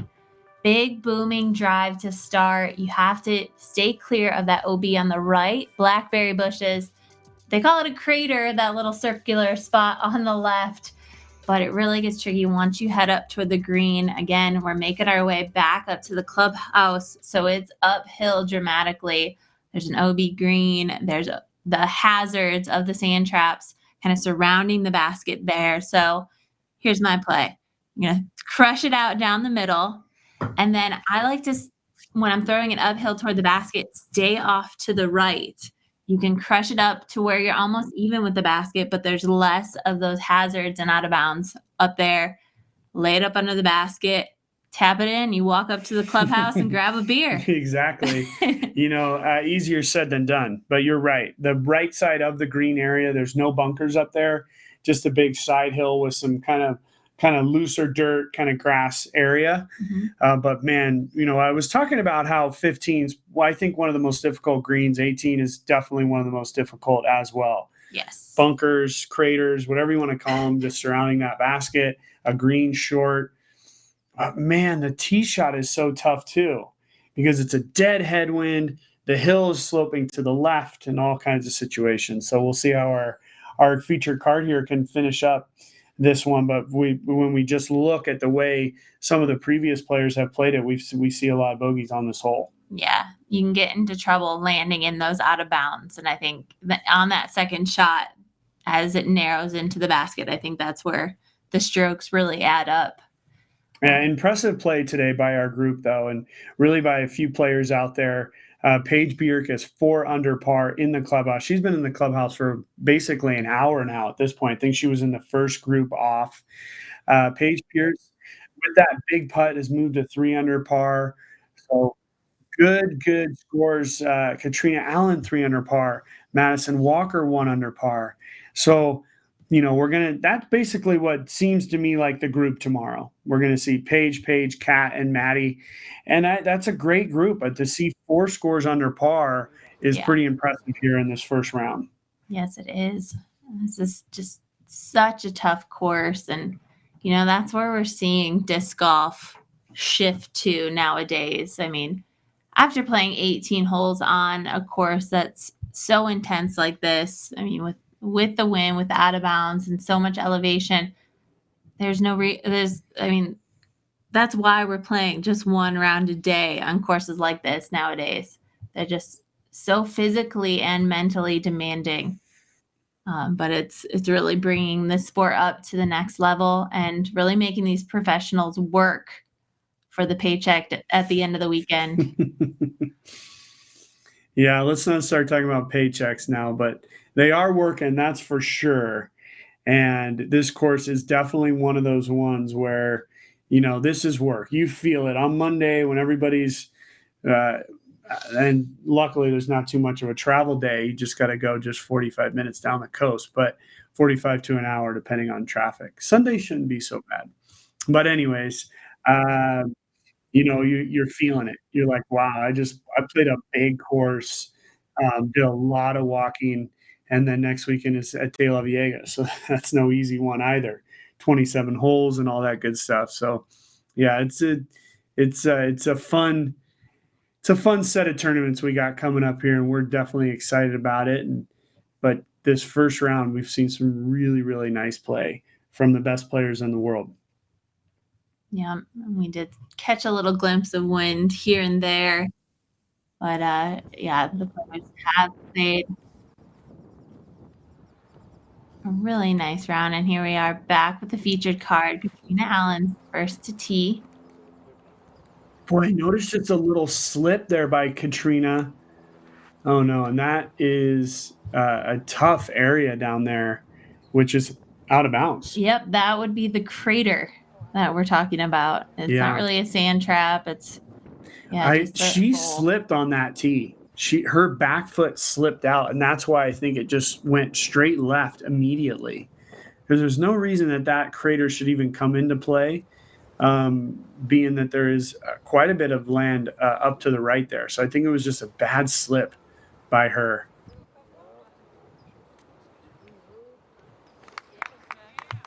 And that's really good placement. Another big drive out of Paige for the round, landing right in the middle of the fairway. So now just about placing that up shot next to the basket.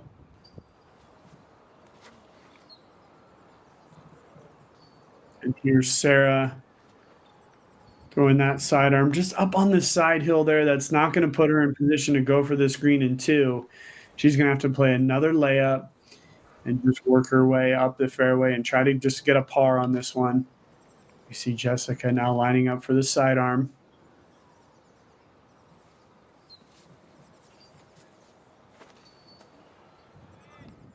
Oh, she's got a nice whip on that. This could be the best drive of the group. That's going to put her in position to go for it on this par 4, potentially up the hill. We'll take a 60-second break and see you in the fairway.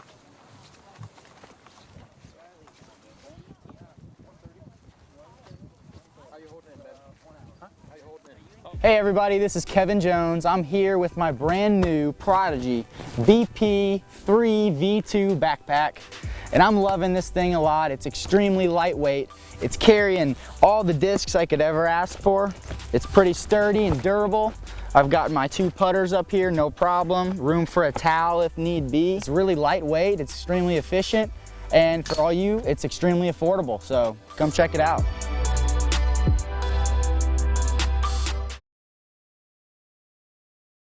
Passion is more than fiery emotion. It feeds the spark to start your day. It fuels your obsessions. It inspires your dreams. Passion challenges your fears, and it repeatedly bathes you in sweat until you are transformed into a new, better you. Disc golf isn't just your passion, it's ours too.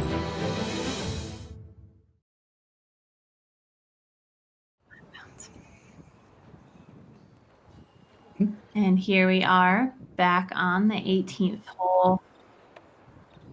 Sarah's getting a better look from the center of the fairway because she's tucked so far on the right-hand side.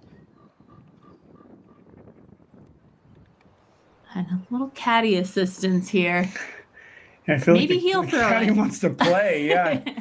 You usually don't see much of this, but you know, right now the situation for Sarah is she's on the far right side, and there's a big tree about 80 feet in front of her, and it's the question of going to the low side or the high side. I think it would be the best situation to take the low side here, put herself just in front of the ball golf green, and then attack from there.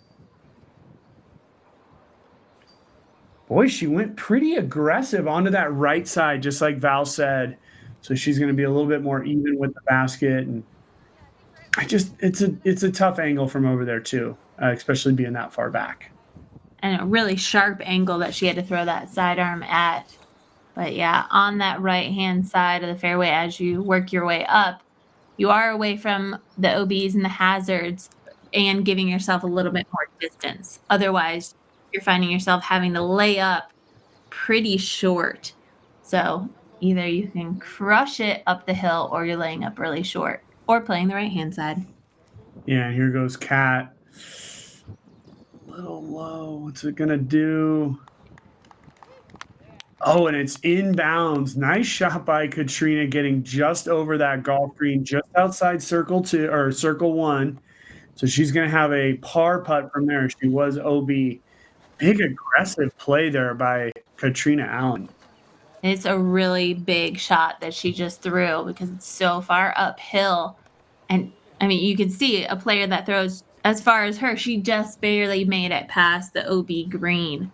So she went aggressive, played for that longer shot, and thankfully for her, it paid off because she did not need 2 OBs to finish this round.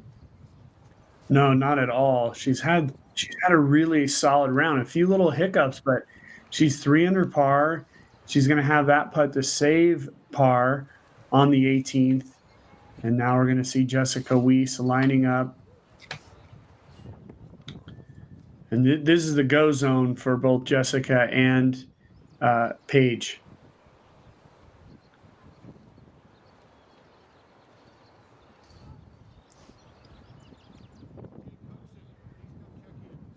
She is lining up a sidearm.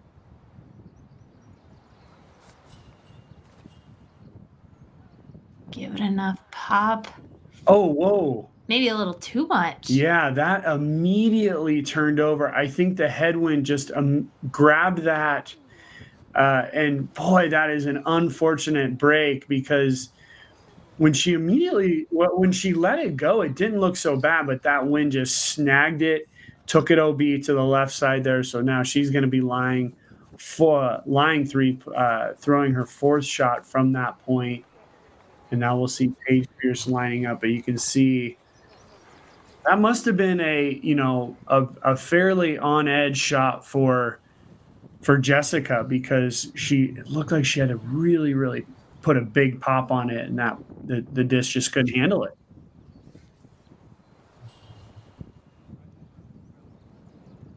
And we know Paige, She's got to be going for this right now.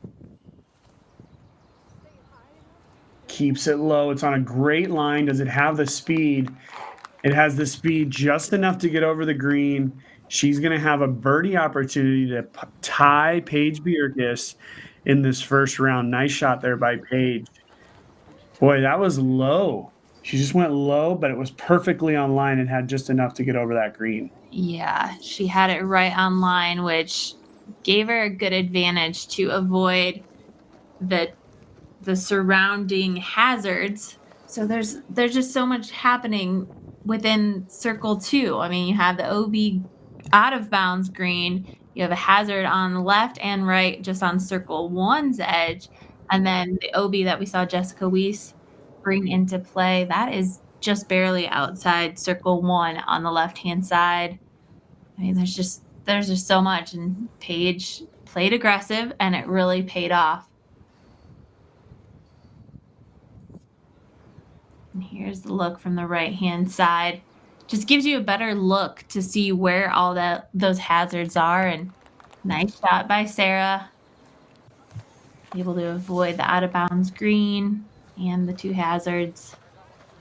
Well, a couple of little differences from Sarah Hokum, and she could be she could be 1 under par right now really, really easily. And she is the defending champion of this. And, we'll see if tomorrow can change things up pretty big. But she started off okay, and she just had the back-to-back holes 4 and 5 where she was 3 over par. So other than that, she's played the course pretty well. Lots of pars. And so if Sarah can pick it up just a little bit tomorrow, we might see the defending champion in our lead group. But for now, it's Paige Pierce, Katrina Allen, and Paige Bierkes, Madison Walker. It's looking like our group tomorrow. Yeah, and just like that, defending champion Sarah Hokum's 5 back of the lead in 1 round. So she does have some room to make up in the next 2 rounds over the next 2 days. Here's Katrina Allen just outside the circle. This will be for a par save. Oh, an 8-ball in the corner pocket. Here's our Zuka replay. Look at this thing. No chains required, barely any chain at all. Boink. Oh, man. Yeah, it hit the backboard. Wow. Yeah. Hit the back inside of the cage. You don't see a lot of that at all. No way. Hit chains after hitting the back of the basket. Yeah. Oh, and Paige Pierce unable to capitalize on a hole that she played so well to that point. Oh, and Paige just having some great putts and then also some ones that she should have made not go in. Here's Sarah for her par.